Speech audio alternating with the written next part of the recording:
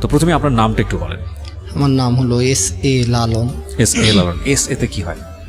S A Sheikh. S A Sheikh, আচ্ছা। তো শেখ লালন, জন্ম জেলা? আমার হোম ডিস্ট্রিক্ট হলো চুয়াডাঙ্গা। চুয়াডাঙ্গাতে, আচ্ছা। এখন তো আপনি ঢাকাতেই থাকেন? হ্যাঁ, আমি এখন ঢাকাতে আছি। লালন ভাইকে আমি চিনি টেলিভিশনের থ্রুতে। আমি সকালবেলা একটা অনুষ্ঠান করি মাছরাঙা টেলিভিশনে, এবং সেখানে তাকে আমি পাই। আমার মনে হয়েছে যে রেডিও লিসনার যারা আছেন তার গল্পটা জানা উচিত। তো লালন ভাই, আপনার রেডিওতে প্রথম আসা? জি, আমার প্রথম আসা। ওই দিন টেলিভিশনেও প্রথম ছিল? জি। আচ্ছা, আশা করি যে বাংলাদেশের মানুষ একটা সময় আপনাকে চিনবে এবং জানবে। আমরা শুরু করতে চাই একেবারে ছোটবেলা থেকে, যেখান থেকে আপনার গল্প বলার ধরন খুব ভালো। তো আজকে একেবারে মনোযোগ দিয়ে শুনবো। আমি নিজেও কমপ্লিট স্টোরি জানি না, বাট আমি যতটুকু জানি আমার কাছে মনে হয়েছে যে ইউ আর দ্য বেস্ট। ওকে, শুরু করেন আপনি। আমার হোম ডিস্ট্রিক্ট হলো চুয়াডাঙ্গা। আমি একদম একটা পাড়াগাঁয়ে জন্মগ্রহণ করেছি। তো সেখানে আমার পড়ালেখা বাবা মার সহযোগিতায় আমি ক্লাস 5 পর্যন্ত পড়েছি। তো তখন আমার অনেক স্বপ্ন ছিল, আমি ডাক্তার হব। আমি প্রাইমারি স্কুলে ফার্স্ট বয় ছিলাম, প্রথম থেকে একদম প্রাইমারি পর্যন্ত, ক্লাস 5 পর্যন্ত আমার রোল 1 ছিল। তো ওখানে ওই সময় আমি বৃত্তি দিয়েছিলাম। এরপর পরেই হয়তো বাবা মার আর্থিক অনটনের কারণে আর আমার বাবা মা পড়ার সহযোগিতা করে নাই। বাবা কি করতেন? কৃষিকাজ? হ্যাঁ, বাবা কৃষিকাজ। আপনি পরিবারের বড় সন্তান না, ছিলেন? আমি 3 নাম্বার ছিলেন। আপনার বড় কি 2 ভাই না বোন? সবার বড় হলো বোন, তারপরে ভাই, আচ্ছা। তারপরে আমি। তো এত ভালো স্টুডেন্ট থাকার পরেও আপনার পড়াটা কি হঠাৎ করে বন্ধ হয়ে গেল? বন্ধ হয়ে গেল, ফ্যামিলির অনেক অভাব অনটন ছিল। আচ্ছা। তো তখন আমাকে একটা রেস্টুরেন্টে কাজে দিয়ে দেওয়া হয় আর কি।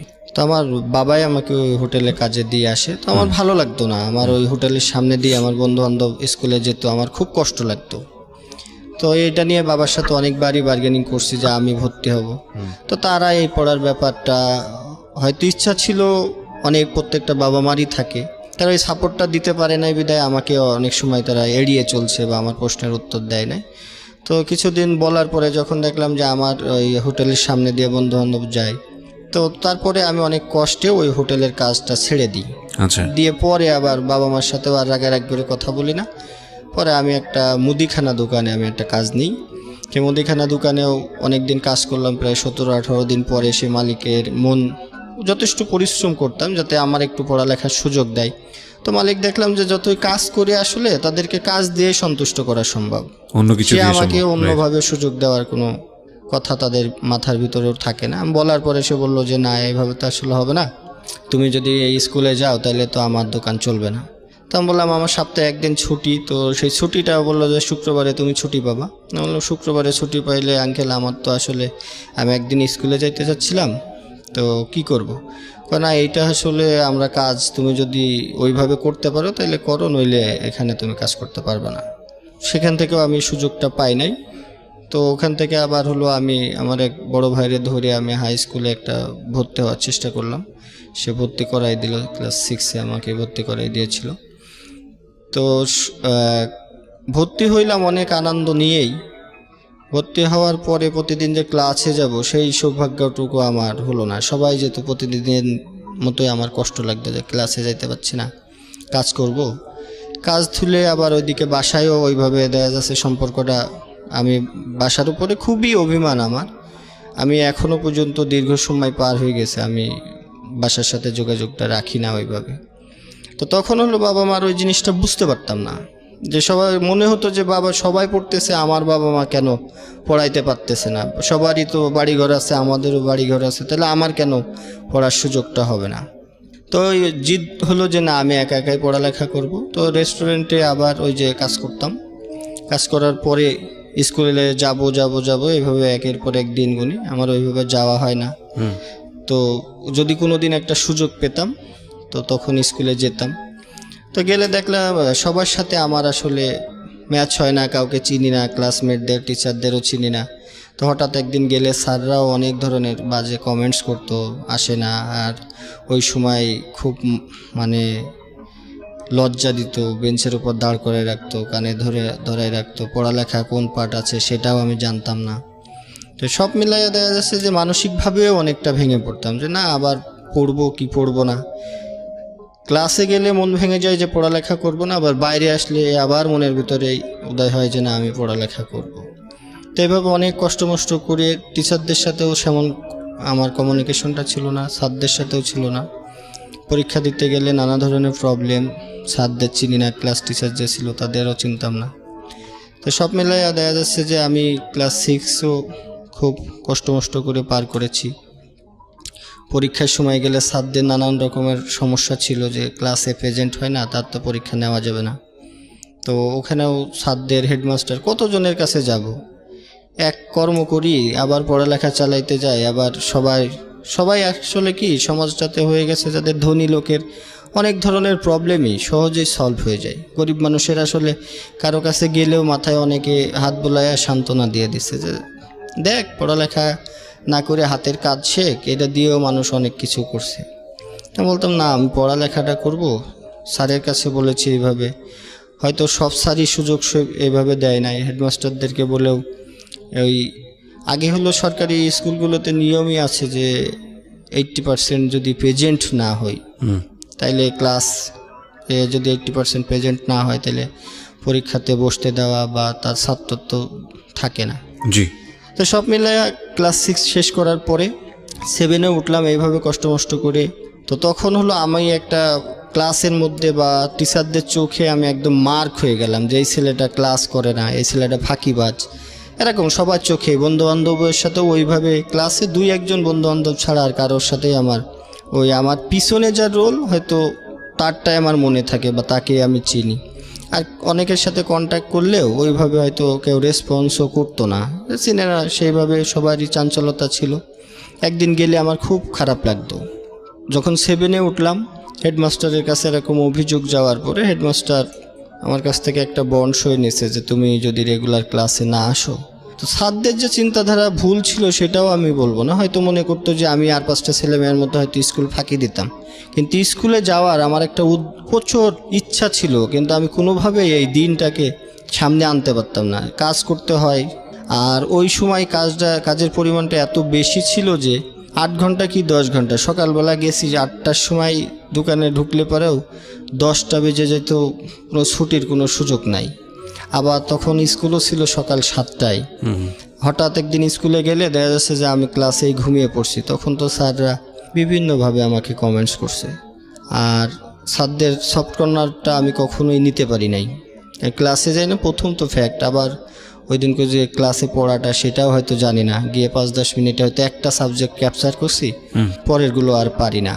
তো স্যাররা তো তখন অনেক কথা বলতো, গেলে একদিন গেলে সব প্রশ্ন আমারই করতো, মনে হয় সব ধরনের প্রশ্ন স্যাররা সবাইকে বাদ দিয়ে আমাকেই করতো। তা আমি খুব লজ্জা পেতাম। ক্লাসে অনেক দিনও খুব চোখ দিয়ে অঝরে পানি ঝরছে, তারপরেও স্যারদেরকে কোনো সময় এটার কিছু বলতে পারি না, তারপরে চলে আসতাম।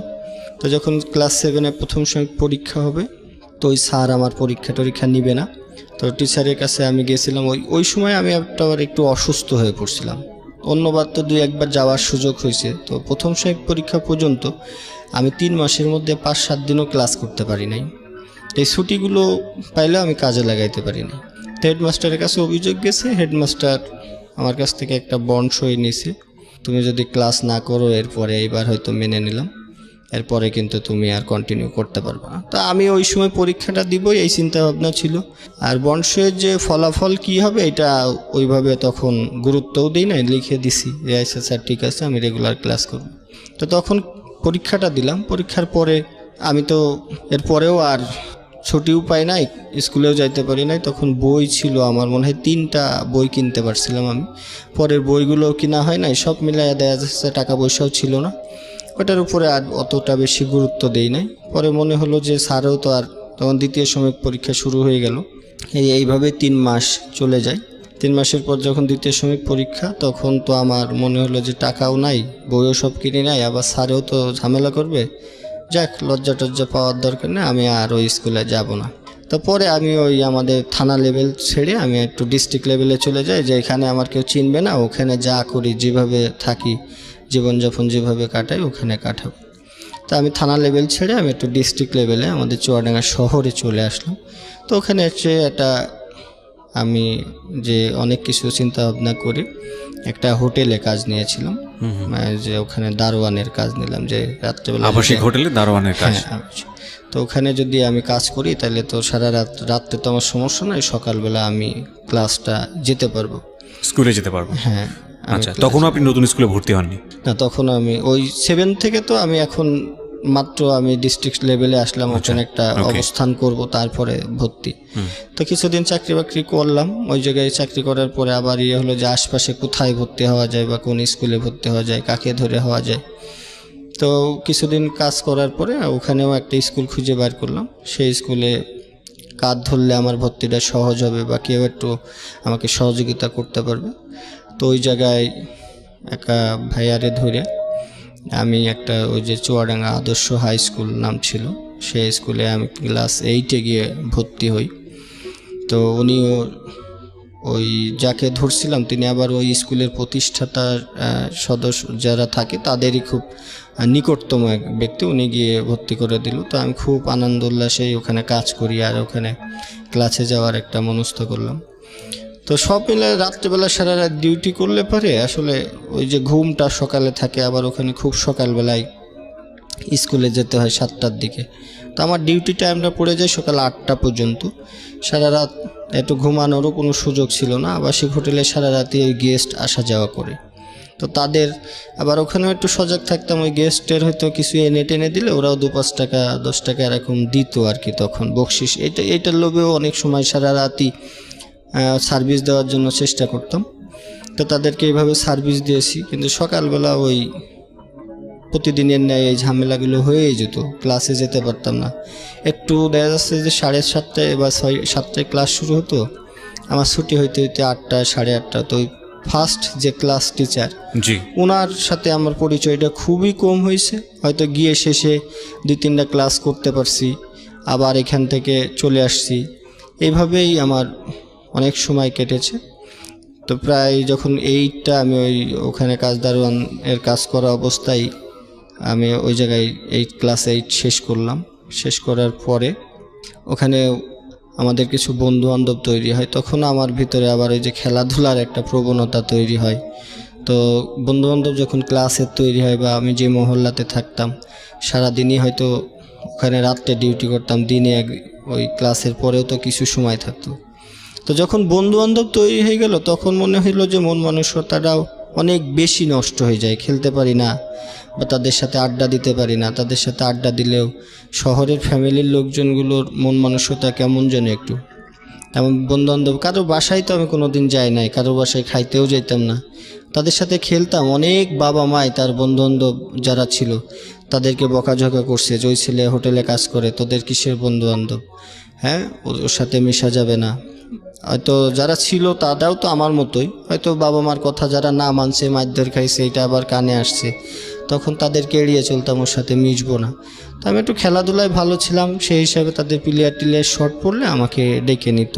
তো তারপরেও কোনো দিন কারো বাসায় যাই নাই, অত অনেক অনুষ্ঠানও হয়তো করছি, কারো বাসায় যেতাম না। সবারই তো তখন কৌতূহল ছিল, চল যাই। আমি না, তোর বাসায় যাবো না, তোর আম্মা পছন্দ করে না এটা সেটা। তো এভাবেও পড়ালেখা চালাইছি, তাদের সাথেও কম বেশি চলছি, ওখানে কাজ করছি। তো যখন এরকম বেশি চলাচল হয়ে গেল তখন ওই কিছু সময় হলো ডিউটি ফাঁকি পড়ে যেত। আচ্ছা, তো সেখান থেকে মালিক পক্ষ আমাকে বাদ দিয়ে দেয় যে না তোমার আসলে, আর ওখানে কাজের ফাঁকে তখন ওই পোলাপানও চলে আসতো সেই হোটেলের কাছে যে চল খেলতে যাই। তখন এই ওসিলাই বলতাম যে স্যার বা ম্যানেজার সাহেব যারা ছিল বা মালিক পক্ষ যারা ছিল, তো এভাবে তাদের চোখে যখন পড়ছে চাকরিটা চলে যাওয়ার সাথে সাথে বন্ধু বান্ধবও তখন তো আসলে কেউ সাপোর্ট দেওয়ার মতো বয়সটা তখন আমার ক্লাস 8-এ পড়া অবস্থায়। তো এইটা যখন পড়ি চাকরিটা চলে গেল। এখন তো এই শেষ পর্যায়ে 9-এ ওঠার সৌভাগ্য আমার হলো। আর 9-এ উঠলে ওখানেও টাকা পয়সার ব্যাপার। তখন হলো আমি একটা চার দোকানে কাজ করি। এই যে আপনি এতগুলো দোকান শিফট করছেন বা কাজ করে পড়াশোনা করার চেষ্টা করছেন, ইন দ্য মিন টাইম বাড়ির সঙ্গে যোগাযোগ সম্পূর্ণ অফ? Totally off. ওই যে আমার একটা অভিমান ছিল যে না, তারা আমাকে পড়াতে পারে নাই, আমি তাদের কাছে যাব না। আচ্ছা। তো এর মধ্যে ঈদ যখন আসতো, এর ভিতর তো একটা ঈদেরও পার্ট গেছে, তখন সব কিছু বন্ধ। আমি ওই হোটেলেই থাকতাম, সবার সাথেই আর 5টা মানুষের মতো চলার চেষ্টা করতাম, কিন্তু ঈদের 2-3 দিন আমি কোথাও বাইর হইতাম না, ওই হোটেলের মধ্যে থাকতেন? হোটেলের মধ্যেই থাকার চেষ্টা করতাম বা ঘুমাইতাম। 2-3 দিন পরে সব স্বাভাবিক হইলে তারপরে বাইর হইতাম। আর ওই সময় একটা কষ্ট বেশি হতো যে খাওয়া দাওয়াটার একটা খুব কষ্ট। ঈদের সময় টোটেলগুলোর থেকেও যে কিনে খাবো এই সুযোগগুলো হতো না, কারণ হোটেলগুলো বন্ধ থাকতো।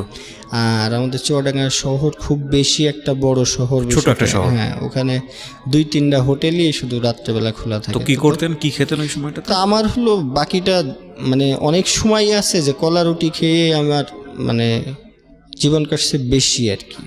আমার ব্যাগের মধ্যে কলা রুটি কিনে আমি থুয়ে দিতাম, ওইটা খেয়ে মুড়ির সাথে বা চিড়ার সাথে আমার সম্পর্কগুলো অনেক বেশি। এখনও এই ঢাকাতে আসার পরেও আমার এটার নাকি আছে গুণা আর শেষ হয় না।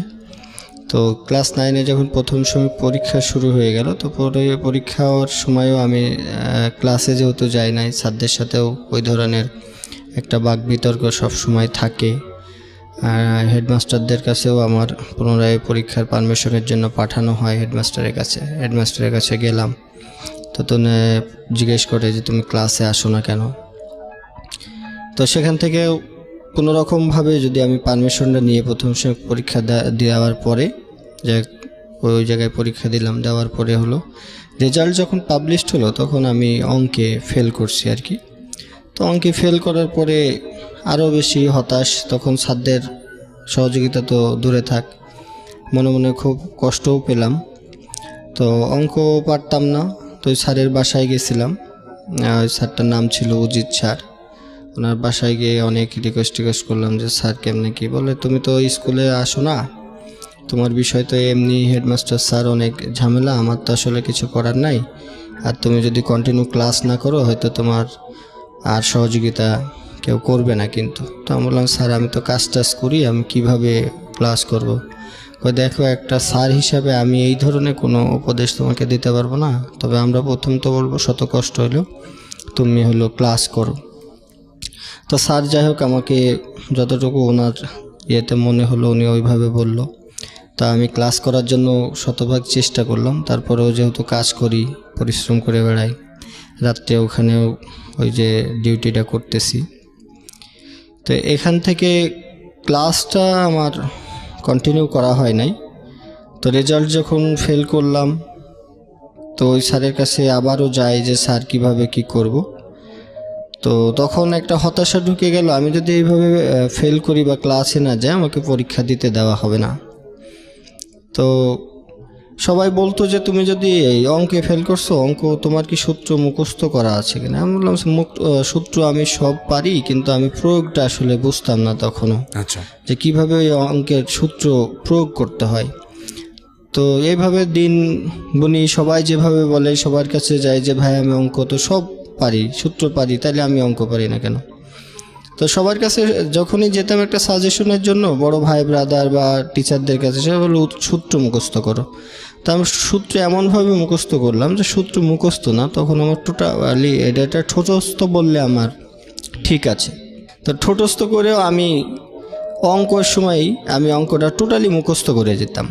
তো মুখস্থ করে গিয়ে তখন ওই খাতাতে দেখতাম যে প্রশ্নপত্র যখন পেতাম হাতে, অঙ্ক কিছুটা ঘুরাই দিত, তখন খুব অঙ্ক ঘুরাইতো। তো একটু ঘুরাই দিলে আমি আর অঙ্ক পারতাম না। আচ্ছা, তো অঙ্ক না পারলে দ্বিতীয় সময় পরীক্ষার সময়ও এই ধরনের আমার ভয় আমার ভিতরে রয়ে গেছে যে আমি তো মানে অঙ্ক পাশ করতে পারবো না। তো ওই স্যারের কাছে আবারও আমি গেলাম যে স্যার কীভাবে সব পরীক্ষায় আমার ভালো হয়, কিন্তু আমার অঙ্কের একটা দুর্বলতা থেকে যায়। তো স্যার যেভাবে সচরাচর বলে যে এখানে আমার কিছু করার নাই, তুমি ক্লাসে আসো না, কোনো স্যাররা তোমাদের চিনে না, তোমার এই ধরনের সহযোগিতা আমি করতে পারবো না। তা আমি বললাম স্যার আমাকে যদি একটু পড়ান তাহলে আমার জন্য খুব ভালো হয়, ক্লাসে আসতে হবে। আর শুধু এবার প্রাইভেট পড়েই যদি সবাই পড়ালেখা করতো তাহলে স্কুল কলেজগুলো কেন হয়েছে? সবাই ঘরে বসেই যদি পড়ালেখা করতো তাহলে এত কোটি কোটি টাকা খরচ করে স্কুল কলেজ ভার্সিটি হয়েছে, ওটা হবে না। তো স্যারের ওই দিনকেও উনি ওইভাবে আমার সাথে একটা আচরণ করে আমাকে যখন বাইর করে দেয়, আমি আবারও গেছি স্যারের বাসায় যে স্যার ওই ডিউটি শেষ করার পরে আমি সুযোগ পাইলে ওই স্যারের কাছে যেতাম। মানে মনে অঙ্কের হতো- টিচারের কাছে যেতেন? হ্যাঁ, ওই স্যারের কাছেই মনে হয়তো ওই স্যার মনে হয় সব ইয়ে করবে। ওনার কাছে কত হলো, আমি তো একটা সাবজেক্ট দেখি, আর আমি তো তোমাদের ক্লাস টিচার না, আমি তো তোমার যে একটা গার্ডিয়ান টিচার থাকে ওনার সাথে তোমার ভালো লিঙ্ক থাকতে হবে। আমি তো সাবজেক্ট নেই, তুমি পাশ করলে পরে আমাদের কোনো সমস্যা নেই। ক্লাস টিচার তো মার্ক করে, যেটা আমরা বলি যে গার্ডিয়ান হিসেবে যে একজন টিচার থাকে। তো স্যারের কাছে গেলাম যে স্যার আমাকে একটু পড়াতে হবে। তখন বললো যে তুমি আসো, বিকালে আসো। আমি কই স্যার আমি তো কাজ করি, আমি তো বিকালে যেতে পারবো না। তা সকাল 7টায় ক্লাস শুরু হয়, আমি তো আর সকালে কোনো সুযোগ নেই। তখন বললো তুমি একটা কাজ করতে পারো, যদি আমি ফজরের নামাজের পরে আমি কিছুক্ষণ ক্লাসরুমে বসে থাকি, ওনার যে কিছু পোলাপান পড়াইতো সেটা ওনার বাসাতেই, ওনার বাসার নিচতলায়। তো উনি নামাজ পড়ার পরে আর উপরে যায় না। বল যদি তুমি নামাজ পড়ার পরে আসতে পারো। এটা অনেক রিকোয়েস্ট করার পরে রাজি হলো যে ঠিক আছে তুমি তাহলে নামাজের পরে আসো, আমি তোমাকে কিছুদিন দেখাই দিব। তো যাক, আল্লাহর রহমতে উনি রাজি হলো। আমিও ফজরের নামাজের পরে আমি চলে যেতাম, তখন অন্ধকার থাকতে থাকতে। তো স্যার 4-5 দিন যখন অঙ্ক করায়, তো আমার জিজ্ঞেস করলো তোমার সমস্যাটা কি, এই অঙ্ক তুমি হুবহুব তো পারতেছো। আমি কই স্যার অঙ্ক আমি পারা বলতে কি, আমি এই অঙ্ক সব মুখস্থ করে আসছি স্যার, আপনি যেটাই দেবেন আমার মুখস্থ। তো কয় সমস্যা কি? আমি কই স্যার এই অঙ্কটা যখনই ঘুরাই দেয় তখন তো আমি আর পারি না। তো উনি আবার একটা অঙ্ক দিয়ে, তখন আমি ওই যে আদিলের টেস্ট পেপার নামে একটা বই ছিল, ওখান থেকে উনি 2-1টা অঙ্ক করতে দিল। তো ওইটার থেকে হুবহুব যদি থাকে, আমি টেস্ট পেপার বলেন বা সমাধান যে বইগুলো আছে সবই আমি ফলো করতাম। রাত্রেবেলা যখনই সুযোগ পাইতাম মনে হতো যে আমার এই পড়ালেখাটা বা আমি যদি পাশ করতে না পারি, স্যারদের কাছ তো আমি কোনো রকম সহযোগিতা পাবো না। তো অনেক সমাধান বইও আমার কাছে ছিল। আদিলের টেস্ট পেপারে এমন কোনো অঙ্ক ছিল না যে আমার নজরের বাইরে বা আমি মুখস্থ করি নাই। কিন্তু তখন কি হতো যে হুবহুব বইয়ের সাথে মিলতো না, কিছুটা হইলে চেঞ্জ করে দিত। আচ্ছা। তো স্যারও 2-3 দিন আমার এই প্রবলেমটা উনি ধরতে পারেন। পরে যখন আমি বললাম যে স্যার আমি আসলে কিন্তু অঙ্ক সব মুখস্থ করে আসি, আপনি আমাকে যেইটাই দেন এই আদিল থেকে দেন আর এই সমাধান থেকে দেন, আমার কিন্তু হবে, কিন্তু পরীক্ষার খাতায় যদি চেঞ্জ হয় আমি পারি না। পরে স্যার বললো তুমি কি বুঝো না? আমি কই স্যার এই যখন আপনারা সূত্রটা যে প্রয়োগ করেন এইটা আসলে আমি বুঝি না, কিভাবে একটা সূত্র আপনারা দিচ্ছেন, আমি দিলে হয় না। তো উনি আমার তখন ওই সূত্রটা আমাকে বুঝাই দিল যে এইভাবে সূত্র প্রয়োগ করলে তুমি অঙ্ক করতে পারবে। ওকে। তো আমি ওভারঅল 10-12 দিনের মধ্যেই আল্লাহর রহমতে অঙ্কটা আমার নিয়ন্ত্রণে নিয়ে নিলাম। তারপরের থেকে ওনার কোচিংয়েও আমি যে সকালবেলা যারা আসতো তাদেরকে ম্যাথটা করানোর, মানে যে অঙ্কে আপনি ফেল করতেন সে অঙ্কে আপনি এখন টিচারের জায়গায় জায়গা নিয়ে নিলেন। ওকে। তো স্যারও আমাকে ওই সুযোগটা দিয়েছিল তখন। কিন্তু তখন কিছুদিন আমার খুব মনের মধ্যে আনন্দ, এরপরে আবার ওখান থেকে চলে এসে আবার সেই কর্মব্যস্ত জীবন, কর্ম করতে হয়।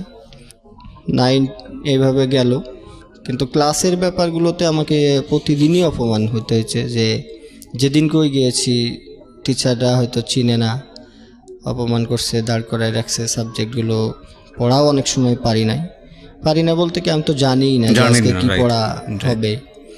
তো সবাই গিয়ে হাসাহাসি করতো, অপমানই করতো। স্যাররা যদি কিছু বলতো তো যারা আমাদের ক্লাসমেট ছিল তারা খুব হাসতো। তো আমি পিছনে গিয়ে বসতাম, আর স্যাররা দেখি মার্ক করে সব আমাকেই বেশি জিজ্ঞাসাবাদ বেশি করতো আর কি। কেউ জানতো না আপনার স্টোরিগুলো, রাইট? আমি কারো কাছে বলতাম না, আমি সবসময় চুপচাপ থাকার জন্য চেষ্টা করতাম। আর যেহেতু রেগুলার যেতে পারি না, এমনিতেই হলো মনটা খুব ছোট থাকে। আবার ওই যে কিছু বন্ধু বান্ধব থাকে, তাদের আনন্দ উল্লাস থাকে, আমি হয়তো সেভাবে একই ক্লাসমেট হইলেও অনেকেই ইগনোর করে যারা বাস্তবভাবে চলাচল করছে। হয়তো যদি আপনি আর 5টা মানুষের মতো সমান তালে যাইতে না পারেন, এটা বাস্তব জীবনটা আসলে একটু অনেক বেশি সত্য কথা, বেশি কঠিন। তো এভাবে অনেক আমি প্রত্যেকটা ধাপ পার হইতে হইলে আমাকে অনেকজনের কাছে অনুরোধ, বিনয়, তাদের কাছে রিকোয়েস্ট, ক্লাসে যায় নাই, এই ধরনের জটিলতা আমার জীবনে সবসময়ই রয়ে গেছে।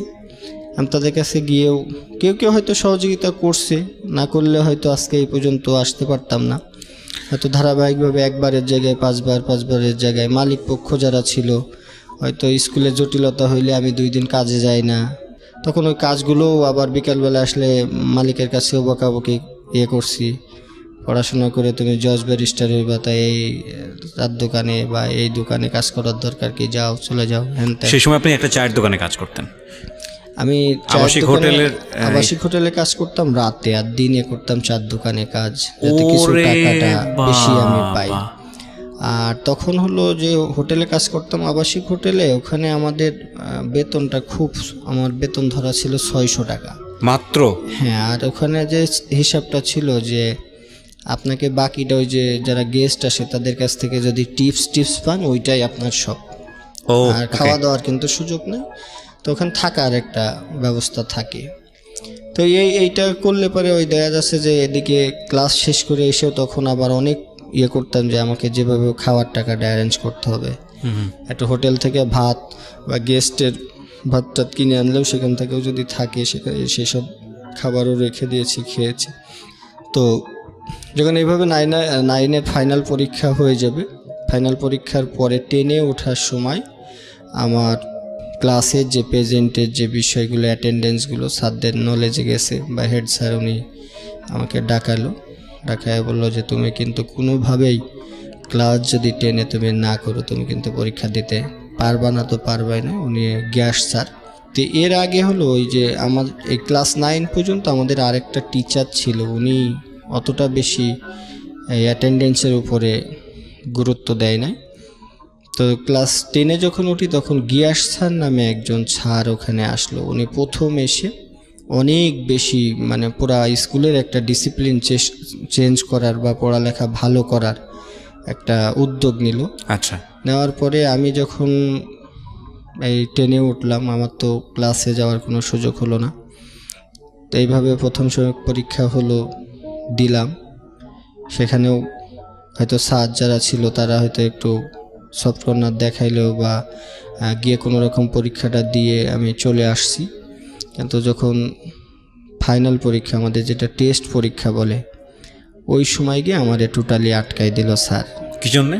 ওই যে স্কুলে আমার যাতায়াত নাই, উনি কোনো রকমভাবেই আমাকে টেস্ট পরীক্ষায় বসতে দিল না। বসতে না দেওয়াতে আমি 3 দিন ওনার বাসায় গেছি যে স্যার আমি কাজ করি, আমার এরকম ওনার পায়ে পর্যন্ত ধরেছি, উনি আমাকে কোনোভাবেই সেই টেস্ট পরীক্ষা উনি আমাকে দিতে দেয় নাই। তো দিল না, উনি দিতে দেয় নাই। ওকে। তো খুব কষ্ট পাইলাম। রাত্রে বেলা গেছি ওনার বাসায় বসে থাকতাম যে স্যার, সারাদিন উনি স্কুলে থাকতো, আমি সারাদিন গিয়ে ওনার বাসায় সামনে ঘুরঘুর করতাম। টেস্ট পরীক্ষা দেওয়ার আর সুযোগ হলো না, উনি পারমিশন দেয় নাই। তো সেই বছর আমার গ্যাপ গিয়েছে, আমি কোনোভাবেই ওই টেস্ট পরীক্ষা কিন্তু দিতে পারি নাই। তো একটা বছর আমার হয়তো বড় হওয়ার সাথে সাথে ওই স্যারের প্রতি শ্রদ্ধা আছে না রাগ আছে না ক্ষোভ আছে আমি হয়তো বলতে পারবো না। ওনার সাথে অনেক কথা বলেছি যে নিয়ম নেই, আমি এই পর্যন্ত বলছি যে স্যার নিয়ম তো মানুষের তৈরি করা, মানুষকে তো নিয়ম তৈরি করে নেয়। আপনি যদি একটু সহযোগিতা করেন, আমি পরীক্ষা করে তুমি ক্লাসে আসো না, ভালো ভালো যারা রেগুলার ক্লাসে আসে তারাই পাশ করতে পারে না, তোমার পরীক্ষায় আমি দিয়ে আমার স্কুলের দুর্নাম এগুলো দরকার নেই। তো উনি কোনোভাবেই ওনার জায়গাতে অটল ছিল, উনি আমাকে পরীক্ষা দিতে দেয়নি। সেই বছর আমার একটা গ্যাপ গেছে। এরপরেও আমি আবারও হাল ছাড়ি নাই ওই স্কুল থেকেই। পরের বছর তখন রেগুলার হয়ে গেলাম। তখন টোটালি আমার বিষয়টা যারা আগের ব্যাচ ছিল তারা তো আর চিনে না পরের ব্যাচে, তখন হয়তো একটু গুরুত্ব হারিয়ে গেল। ইরেগুলার হইলে আমি কম বেশি মাঝে মাঝে যাই, মাঝে মাঝে যাই না। তো তখন একটা 2 রকম অবস্থায় যে পরীক্ষা দিতে দিলে দিবে, না দিলে নাই। তো পরীক্ষা দিয়ে পাশ করি, যাই হোক আল্লাহর রহমতে ওই বছর আর কোনো আমার প্রবলেম হয় নাই। কিন্তু পরীক্ষা তো দেওয়া হলো না? না, ওই বছর পরীক্ষা দেওয়া হয় নাই আমার। পরের বছর আমি ইরেগুলার আবার এখানেই কাজ কন্টিনিউ, ওই হোটেলে আর এই 4 দোকানে কাজ করে করে তখন ওই একটা বছর আবারও শেষ করলাম। পরে ওইবার পরীক্ষা দেওয়ার আমার সুযোগ যাক হলো, টেস্ট পরীক্ষায় আর কোনো ঝামেলা হয় নাই। তো তখন বেতন বা টাকা এগুলো পরিশোধ করতেও আমার খুব কষ্ট হতো। তখন বেতন পাইতাম 600। এই 600 টাকা আর ওই যে হোটেলে কাজ করে পাইতাম, মনে করেন যে 600 পাইতাম, আরও কিছু এক্সট্রা পাইতাম। আর ওই বকশিস টকশিস দিয়ে আমি সব টাকাগুলো গুছাইতাম। তো রেজিস্ট্রেশনের সময় আমার 1700 টাকা মনে হয় ওই সময় ফর্ম ফিল আপে লেগেছিল, 1700 টাকা। এই 1700 টাকা আমার তখনকার মনে আছে, ঢাকার একজন গেস্ট ছিল ওই হোটেলে, বাবুল সাহেব নাম ওনার। উনি ওই সারাদিন মালিক যখন বকাবকি করতো, উনি প্রায় আমাদের রেগুলার গেস্ট ছিল। আচ্ছা। তো তখন উনি বললো যে এই ছেলেটাকে বকাবকি করেন কেন? বললো যে ও এই যে এইটা ফাঁকি দিয়ে স্কুলে যায়, কি পড়ালেখা করে কি হবে। তো উনি আমার একদিন জিজ্ঞেস করে কী ব্যাপার তোমার এরকম। আমাকে তখন আমি ওনাকে মামা বলতাম যে মামা আমি একটু পড়ালেখা করতে চাই, এখন এই যে টাকা লাগবে, এই জন্য আমি দিনে আবার একটু চার দোকানে কাজ করি, তো ওখান থেকে কিছু টাকা পাই, সব মিলাইয়া দেখা যাচ্ছে সময় পাই না। এখানে আসলে ওই ঘুমাই যেতাম, এখানে সারা রাত ডিউটি করার পরে চার দোকানে ডিউটি করলে আবার দিনে আমি একটু ঘুমাই গেলে পরে, তো এই জন্য মালিক পক্ষ আমাকে একটু বকাবকি করে। তো তখন হলো বাবুল সাহেবের কাছ থেকে উনি আমাকে প্রায় 400-500 টাকা সাহায্য করলো যে ঠিক আছে তুমি পড়ালেখার জন্য। তো উনি যেহেতু আমাদের রেগুলার গেস্ট ছিল, তো উনি আবার একটু মালিককে বলে দিল যে পড়ালেখা করতে চায়, ওর একটু সুযোগ দেন, একটু কি হয়। তো যাক, ওনার মুখের কথা রক্ষার্থে হয়তো ওই সময় আর মালিক পক্ষ কিছু আমাকে বলে নাই। তো উনি দিয়ে ফর্ম ফিল আপটাও করলাম, করার পরে পরীক্ষা দিলাম। তো ওই সময়ও মালিক পক্ষ বা যখন আমি এখান থেকে পরীক্ষা দিতে যাইতাম, আমাদের সাথে যারা আরও ডিউটি করতো সবাই টিটকারি করতো, উপহাস করতো, হ্যাঁ পরীক্ষা দিতে যাচ্ছে, পোলাপান রেগুলার পড়ালেখা করেই পাশ করতে পারে না এ। তো যাক, আল্লাহর রহমতে ওইবার আমার সাথে যারা আমার পরিচিত বন্ধু বান্ধব বা এপারে ওপারে যারা ছিল, সবার চেয়ে আমার রেজাল্টটা অনেক বেশি ভালো হয়েছে। তো রেজাল্টের দিন আমি স্কুলে যাই নাই, আমি একটা মাঠের ভিতরে, ওটা একটা ধান ক্ষেত বলে আর কি, সেখানে আমি শুয়েছিলাম একটা গাছের নিচে। তো এক বন্ধুরে পাঠিয়েছিলাম যে আমার রেজাল্টটা যদি হয় তো আমাকে জানায়। তো তখন ও একটা শিট নিয়ে আসছে, তো খুব ও আনন্দ উল্লাসে এসে বললো যে লালন তুই পাস করছস, এই তোর রেজাল্ট। তো আমি ওই স্কেল দিয়ে আমি ওইটা দেখতে গিয়ে আমার হাতটা একটু কেঁপে গেছে, নিচে দেখি যে ফেল লেখা রয়েছে। ওহো। তো পরে আমি ওর ওপর অনেক রাগারাগ করছি, কিন্তু পরে ওরেও আমি একটা লাথি মেরে ফেলেও দিছিলাম ওকে। তো পরে বললো যে না তুই পাস করছিস দেখ। তো যাক, পাস করার পরে দেখলাম যে না আমি পাস করছি। তো তখন অনেক বেশি মনে মনে খুশি হইল, এই খুশিটা যে আমি কারো কাছে গিয়ে জানাবো বা এরকম, হয়তো ওর কাছ থেকে ওর সাথে একটু আনন্দ উল্লাস যা করলাম। পরে আমি আমার ওই হোস্টেলে ফেরত আসলাম। ফেরত আসার পরে যে মনস্থির করলাম যে আমি ঢাকাতে চলে যাব। তো স্কুলে খোঁজ নিলাম যে কতদিন পরে আমি মার্কশিট এগুলো পাবো। তো মিনিমাম 10-15 দিন সময় লাগবে। তো তখন আমার একটা ফ্রেন্ড ছিল ওখানে, একটা ওই হোটেলের পাশে একটা ছোট মসজিদ ছিল, মসজিদের মুয়াজ্জিন। তা আমি ওর কাছে বললাম যে বন্ধু এরকম আমি আর কাজ টাজ করবো না, আমি ঢাকায় চলে যাব। তো ওর কাছে কিছুদিন থাকলাম, তখন নামাজ কালামও পড়তাম ওর সাথে থেকে, সবসময় নামাজ পড়তাম। 10-15 দিন অপেক্ষা করে ওর কাছ থেকে ওই স্কুল থেকে আমি মার্কশিটগুলো সংগ্রহ করে আমার মনস্থ হলো যে আমি ঢাকাতে চলে যাব। তো ঢাকাতে চলে যাব, ঢাকা তো আমি চিনি না, ঢাকাতে কিভাবে যাব। তো ওইটা আমাদের পাশেই চুয়াডাঙ্গা রেল স্টেশন। রাত্রেবেলা অপেক্ষা করতেছি, তো দেখতেছি যে কোন দিকে সবাই, তখন শুনলাম যে ইন্টারসিটি একটা ঢাকা ট্রেন যাবে, সেই ট্রেনে। তো কোন দিক দিয়ে যাব, কোন দিকে যাব। তো দেখি যে এক ভদ্রলোক তার বন্ধুকে বলতেছে বন্ধু আমি ঢাকায় চলে যাচ্ছি, ট্রেনে আসার সময় হয়ে গেছে, তোর সাথে আবার পরে কথা। তো তখন আমি তাকে ফলো করলাম, যে লোক যেখানে যেখানে যাবে আমি তার পেছনে ছাড়বো, যেহেতু সে ঢাকায় যাচ্ছে শুনলাম। তো রাত্রেবেলা উনি যে ট্রেনে উঠছে আমি সেই ট্রেনে উঠে চলে আসছি। তো যখন ওই যে চেকাররা আসে, তখন যখন চেকার আসে ওই লোক আবার ছিল ওই ট্রেনেরই কোনো টিটি বা এরকম কেউ। উনি যখন বসা ছিল আমি আবার ওনাকে ফলো করে ওনার পাশে বসছি বিদায় আমার হয়তো টিকিটটা এত বেশি চেক করে নাই। ওনার পাশে ছিলাম আমি, ওনার সাথে কম বেশি কথা বলতেছিলাম। তো চেকার যখন আসছে ওনাকে দেখে আর ওনাকে কিছু বলে নাই। তো আমি কমলাপুর স্টেশনে এখন রাত্রেবেলা পৌঁছাইলাম। আমার সকালের দিকে পৌঁছাইছি, মনে করেন 6টার দিকে মনে হয় এরকম হবে। ওকে।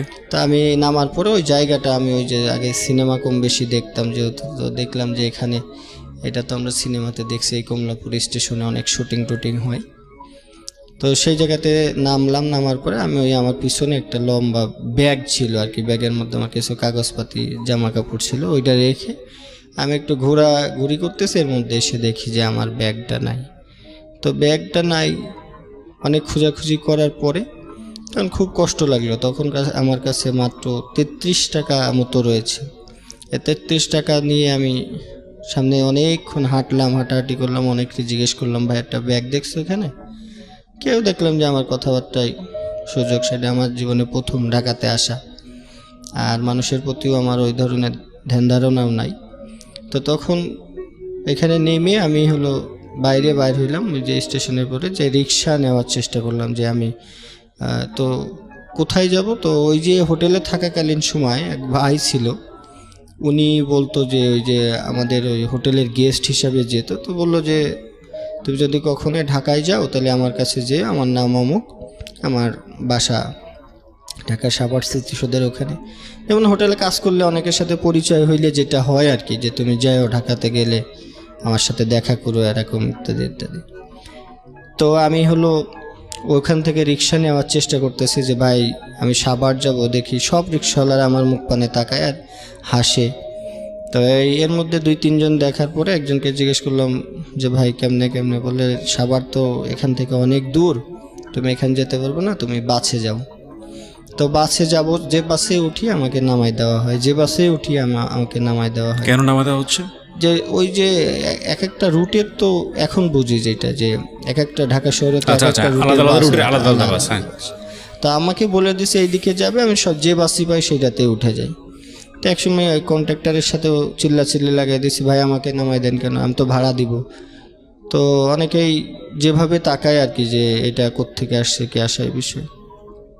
এর মধ্যে বাসের একজন লোক বললো যে ভাইয়া আপনি যেখানে যাবেন সেই বাসের সামনে দেখেন সাভার লেখা আছে। তা আমি দেখলাম অনেকক্ষণ দাঁড়ায় রয়েছি, কোনো বাসে সাভার লেখা নাই দেখি।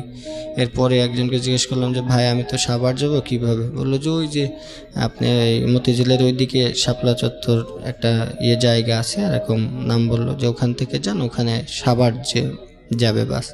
তো গিয়ে আমি ওখানে দাঁড়াইলাম, যে দেখি যে বাসের পিছনে বা সামনে সাভার লেখা আছে সেই বাসে আমি একটা, তখন সাভার তো বলতে আমরা যেটা বুঝি, আমি ওই বাসে উঠলাম, উঠে তার সাথে কথাবার্তা, যে এখন ভাড়া দিব, কত চাই না বেশি চাই, আমার মনের মধ্যে একটা টাকাও বেশি নাই। তো অনেকের ফলো করতেছি যে কে কত দেয়, আমিও সেটা দিব। তো তাকে জিজ্ঞেস করলাম, সে আমার কাছে কয় টাকা যেন রাখছিল। তো রাখার পরে আবার সাভার গিয়ে নামলাম। সাভার গিয়ে এখন মনে আছে আমার রাজ্জাক প্লাজার সামনে গিয়ে আমাকে নামাই দেওয়া হলো। তো সে ওখানে গিয়ে অনেক মানুষকে জিজ্ঞেস করি যে ভাই এখানে স্মৃতিসৌধ কোথায়? কয় নবীনগর। তো আমি কই নবীনগর না ভাই, সাভার একটা স্মৃতিসৌধ আছে। তো কেউই আমার এই কথাটাকে গুরুত্ব দেয় না যে কিসের সাভার স্মৃতিসৌধ আছে। তো আমি এক চার দোকানদারে গিয়ে বললাম যে ভাই এখানে স্মৃতিসৌধটা কোথায়? কয় এখানে তো নয়, নবীনগর স্মৃতিসৌধ। না ভাই সাভারের স্মৃতিসৌধ আছে, আমার এক ভাই ঠিকানা দিয়ে আসছে। তো উনি অনেকেই এই কথাগুলো শোনার পরে বিরক্তি হয়ে আমাকে দেখা যাচ্ছে সেইভাবে কোনো সদুত্তর দেয় না। তো চার দোকানদারের কাছে গেলেও সে এক কাপ চা খাইলে হয়তো সে আমার কথা শুনবে। আমি ওনার কাছে একটা চা খাইলাম, খাওয়ার পরে আস্তে করে জিজ্ঞেস করলাম যে ভাই এরকম এরকম আমি খুব বিপদে আছি, আমার ভাই একটা ঠিকানা দিয়ে আসছে এরকম সাভার স্মৃতিসৌধের পাশে তার বাসা, আমি এখন যাব। তখন বেলা 2টা বেজে গেছে, আমার খুব ক্ষুধাও লাগছে, সারা রাত না খাওয়া ছিলাম। তখন বললো যে দেখো ভাই এখানে সাভার স্মৃতিসৌধ বলে কিছু নাই, ঢাকার বাইরে যারা যায় তারা মূলত ওই স্মৃতিসৌধকে সাভার স্মৃতিসৌধই বলে। তুমি এখান থেকে বাসে উঠে নবীনগর যাও। তা আমি ওনার কথা মতো বাসে উঠে সেই নবীনগর স্মৃতিসৌধের ওখানে গেলাম। গিয়ে ভাই যে তথ্যটা দিয়ে আসছিল ওনার উপর আমার ভরসাটা ছিল যে ওনার বাসায় গিয়ে অন্তত উনি যেহেতু ঢাকার থেকে ওখানে যাওয়ার পরে খুব ভালোবাসতো, তো উনি যেভাবে ঠিকানা দিয়ে আসছিল যে সাভার স্মৃতিসৌধের পাশে একটা গলি আছে, সেই গলির পাশে ওনার বাসা। তা আমরা যেহেতু পাড়া গায়ে বড় হয়েছি, তা আমরা মনে করছি যে নাম বললেই হয়তো চিনবে বা বাসা একটা সবাই চিনার কথা। তো গ্রামের যে মন মানসিকতা আমার সেইটাই ভিতরে রয়েছে। যে ওখানে গিয়ে দেখলাম যে পুরা আশপাশে কোনো বাড়িঘর নাই, কোনো রাস্তাঘাট নাই। তো সন্ধ্যা হয়ে গেল, খুঁজতে খুঁজতে তার অপেক্ষায় সাভার স্মৃতিসৌধের সামনে অনেকক্ষণ অপেক্ষা করলাম যে যদি তাকে দেখতে পাই। অনেককে জিজ্ঞেস করলাম, উনি যে ঠিকানা দিছে সেই ঠিকানার সাথে মিলেও না। এরকম করতে করতে সন্ধ্যা যখন হয়ে যায় তখন তো স্মৃতিসৌধের ভিতর থেকে বাইর করে দিল। বাইর করে দেওয়ার পরে এখন কোথায় যাব? সেদিন সন্ধ্যার পরে আবার বৃষ্টিও নামার পরে আমি তো আর টাকাও আমার কাছে নাই।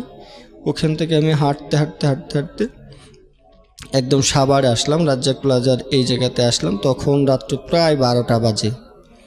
তো ওখানে এসে আমি রাজ্জাক প্লাজার সামনে একটা বেঞ্চেতে বসেছিলাম। তো বসে থাকার পরে আমার ওখান থেকে দারোয়ানরা আমারে উঠাই দিল যে এখানে বসা যাবে না। তো সাইড গিয়ে আবার আরেকটা জায়গায়, ওইটা রাজ্জাক প্লাজার পাশে মাহাতাব প্লাজা আছে, ওর পাশে একটা গলি দেখলাম যে রাত্রেবেলা অনেক লোকজনের আসা যাওয়া। আমি ওখানে বসলাম। তো ওখানে বসার পরে ওই জায়গাটা ছিল একটু খারাপ, কিছু অসামাজিক কার্যকলাপ ওই জায়গায় হতো। তা আমার এগুলো তখন তো জানা ছিল না। আমি ওই জায়গায় গিয়ে বসছি, তখন ওই দারোয়ান আমাকে উঠাই দেয় যে এখানে বসা যাবে না, যাও। বসা যাবে না এই কারণ তখন আমি তো ছোট ছিলাম, আমার পরনে একটা ট্রাউজার ছিল আর একটা গেঞ্জি, একটা হলুদ কালারের একটা গেঞ্জি ছিল। তো তখন দেখলাম এক মেয়ে এসে বলল যে ও বসে রয়েছে, সমস্যা কি, বৃষ্টির মধ্যে কোথায় যাবে। তো দারোয়ান দেখলাম তার সাথে কি বলা গাওয়া করলো, করার পরে বললো যে না থাক। তা আমি আবার সেই মেয়েটা আমাকে জিজ্ঞেস করলো কি সমস্যা তোমার। বললাম আপু এরকম এরকম, আমি এক ভাইয়ের ঠিকানায় আসছিলাম, তার ঠিকানাও খুঁজে পাচ্ছি না, আমি কোথায় যাব কি করবো, আমার কোনো যাওয়ার কোনো জায়গা নাই, এই জন্য এখানে বসছি, সবাই আমাকে উঠাই দেয় বৃষ্টির মধ্যে। তো উনি আমাকে বললো দেখো এই জায়গা তো এরকম এরকম, এগুলো তুমি বসে থাকলে ওদের ডিস্টার্ব হবে, এরকম বসা যাবে না। তো ওই মেয়েটা আমাকে বললো তুমি একটা সাইডে দাঁড়াও, আমি আসতেছি। তো যাক, সে খারাপ হইলেও তার মন মানসিকতা অনেক বড় ছিল, এই জন্যই মূলত আজকে আমি তাদেরকে নিয়েই কাজ করার মন মানসিকতা আমার তৈরি হয়েছে। তো উনি বসে থাকার পরে উনি কিছুক্ষণ পরে আমাকে নিয়ে ওনার বাসায় গেল। তো সে ওখানে দেহ ব্যবসা করতো আর কি। তো দেহ ব্যবসা করলে উনি আমাকে তার বাসায় নিয়ে গেল, 2-3 দিন তাকে তার বাসায় আমার তার ভাইয়ের মতো রেখেছে, তার কাছে ওখানে থাকছি।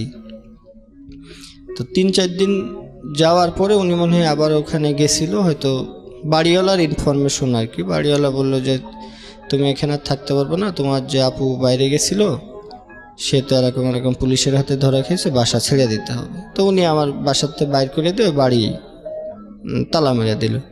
তো আমি আবারও সেই রাজ্জাক প্লাজার সামনে আসলাম। এসে কি করব, কি করে ওখানে যে রাত পর্যন্ত থাকলাম, দারোয়ানদের বললাম যে আঙ্কেল এরকম এরকম। ও তো বললো যে তোমার সেই ম্যাডামটা এখানে পুলিশে ধরে নিয়ে গেছে। তা বললাম যে আমার তো যাওয়ার কোনো জায়গা নাই, আমার একটা চাকরি বাকরি দিবেন। এটা কাকে বললেন? আমি ওই যে দারোয়ানকে, রাইট, হ্যাঁ, রাজ্জাক প্লাজার নিচে যারা ডিউটি করতো। বললো তুমি তো ছোট, দারোয়ানের চাকরি তো ঢাকাতে আসলে ওইভাবে হয় না। বয়স কত তখন আপনার? বয়স তখন তো ম্যাট্রিকটা পাস করছি, হয়তো 14-15 এরকম হবে। আর তখন আমি খুব শুকনা ছিলাম আর কি। এখনো যে খুব মোটা তা কিন্তু না। ওকে। তো ওখানে আমি বললো যে এরকম ঠিক আছে তোমার ওই, সেদিন আবার ওই জায়গার একটা কমিশনার এরিয়া ছিল, তো দারোয়ানকে যেন আসে নাই। তা আমাকে বললো যে ঠিক আছে তুমি এখানে। যাওয়ার সাথে সাথে দেখলাম যে আমার বলার সাথে সাথে ওরা ওই দারোয়ানের ড্রেস পরায়, হলুদ যে ড্রেসগুলো আছে। তো এটা একটা মাঠে একটা ডিউটি, ওই এনাম মেডিকেলের পিছনে তখন গ্রাম পাহারা দেওয়ার আর কি একটা ইয়ে ছিল। তখন চোর ছিল, ডাকাত ছিল অনেক বেশি। তা আমি নতুন একটা এই ইয়ের ভিতরে আমাকে একটা ডিউটি দিল। ওই সাইড সব ধান ক্ষেত মতো ছিল। তো রাত্রেবেলা আমি যখন ডিউটি করি, অনেক রাত্রে 3টা-4টার দিকে কিছু লোকজন এসে আমার হাত পা বেঁধে ওই জায়গায়, ওই ধান ক্ষেত ছিল, ধান ক্ষেতের মধ্যে আমাকে ফেলে রেখে, ওই দিন করে ডাকাতিও হয়েছিল ওই জায়গায়। তা আমার ওইভাবে বেঁধে রেখে সারা রাত আমি সেই কাদার ভিতরে পড়া অবস্থায়, সকালবেলা যখন মানুষজন হই উল্লাহ হয়েছে যে এখানকার ডিউটিতে কে ছিল, তো অমুক ছিল। তা আমার তখন হলো ওই যে মহল্লার থেকে একটু সাইডে আর কি ধান ক্ষেত ছিল, ওই ধান ক্ষেতের মধ্যে আমার হাত পা বেঁধে ফেলে রাখছে। তো সকালবেলা লোকজন গিয়ে আমাকে তখন উদ্ধার করে। তো তখন আবার এই যে আমাদের যে গার্ড কোম্পানির যে লোক ছিল, তা ইয়ে করলো যে কে ডিউটিতে কে দিছে। তো যাই হোক, ওখানে অনেক বকাঝকা করার পরে আমার ওখানে আর চাকরি করা হলো না, ওখান থেকে বাদ দিয়ে দিল। তো এখন যেটা ওই যে রাজ্জাক প্লাজার সামনে একটা কমিশনারের একটা বাসা ছিল, জি। তো বললো যে তুমি একটা কাজ করো, দেখি যে তুমি ওখানে ডিউটি করতে পারবা কিনা। ইন্টার ফার্স্ট ইয়ারে থাকার সময় ঘটনা? না, ইন্টার এখনো ভর্তির কোনো চিন্তা ভাবনা হয় না। মানে পরীক্ষা দিয়ে আছেন, এসএসসি রেজাল্ট অন্তর্বর্তীকালীন সময়। তো ওখানে ডিউটি করি, ওই দারোয়ানের ওই কমিশনারের বাসায় আমাকে ডিউটি দেওয়া হলো। তো ওখানে দেখতাম ওই যে কমিশনারের 2টা ছেলে মেয়ে ছিল, তারা প্রতিদিন স্কুলে যেত, তাদের সাথে লোকজন ঢুকতো, আমি ওখানে ডিউটি করি। ওদের দেখে আমার আবার সেই পড়ার কথা যে না আমি এরা স্কুলে যায়, আমার তো যাওয়া হচ্ছে না, এই মনের মধ্যে কষ্ট। তা আমি ওখানে 7-8 দিন চাকরি করার পরে ওই পত্রিকা নিতাম যে কোথায় কোথায় চাকরি পাওয়া যায়। তো দেখতাম যে সবার যে রিকোয়ারমেন্টস আছে তার সাথে আমারটা যায় না, মিলে না। ওই সারাদিন ঘোরাফেরা করার পরে ওদের বাসাতেই আমার দিনে ডিউটি ছিল, আমি ওখানে ডিউটি করতাম। আর সন্ধ্যার পরে যদি ওই যে আরেকটা দারোয়ান আসার পরে আমার ছুটি হয়ে যেত।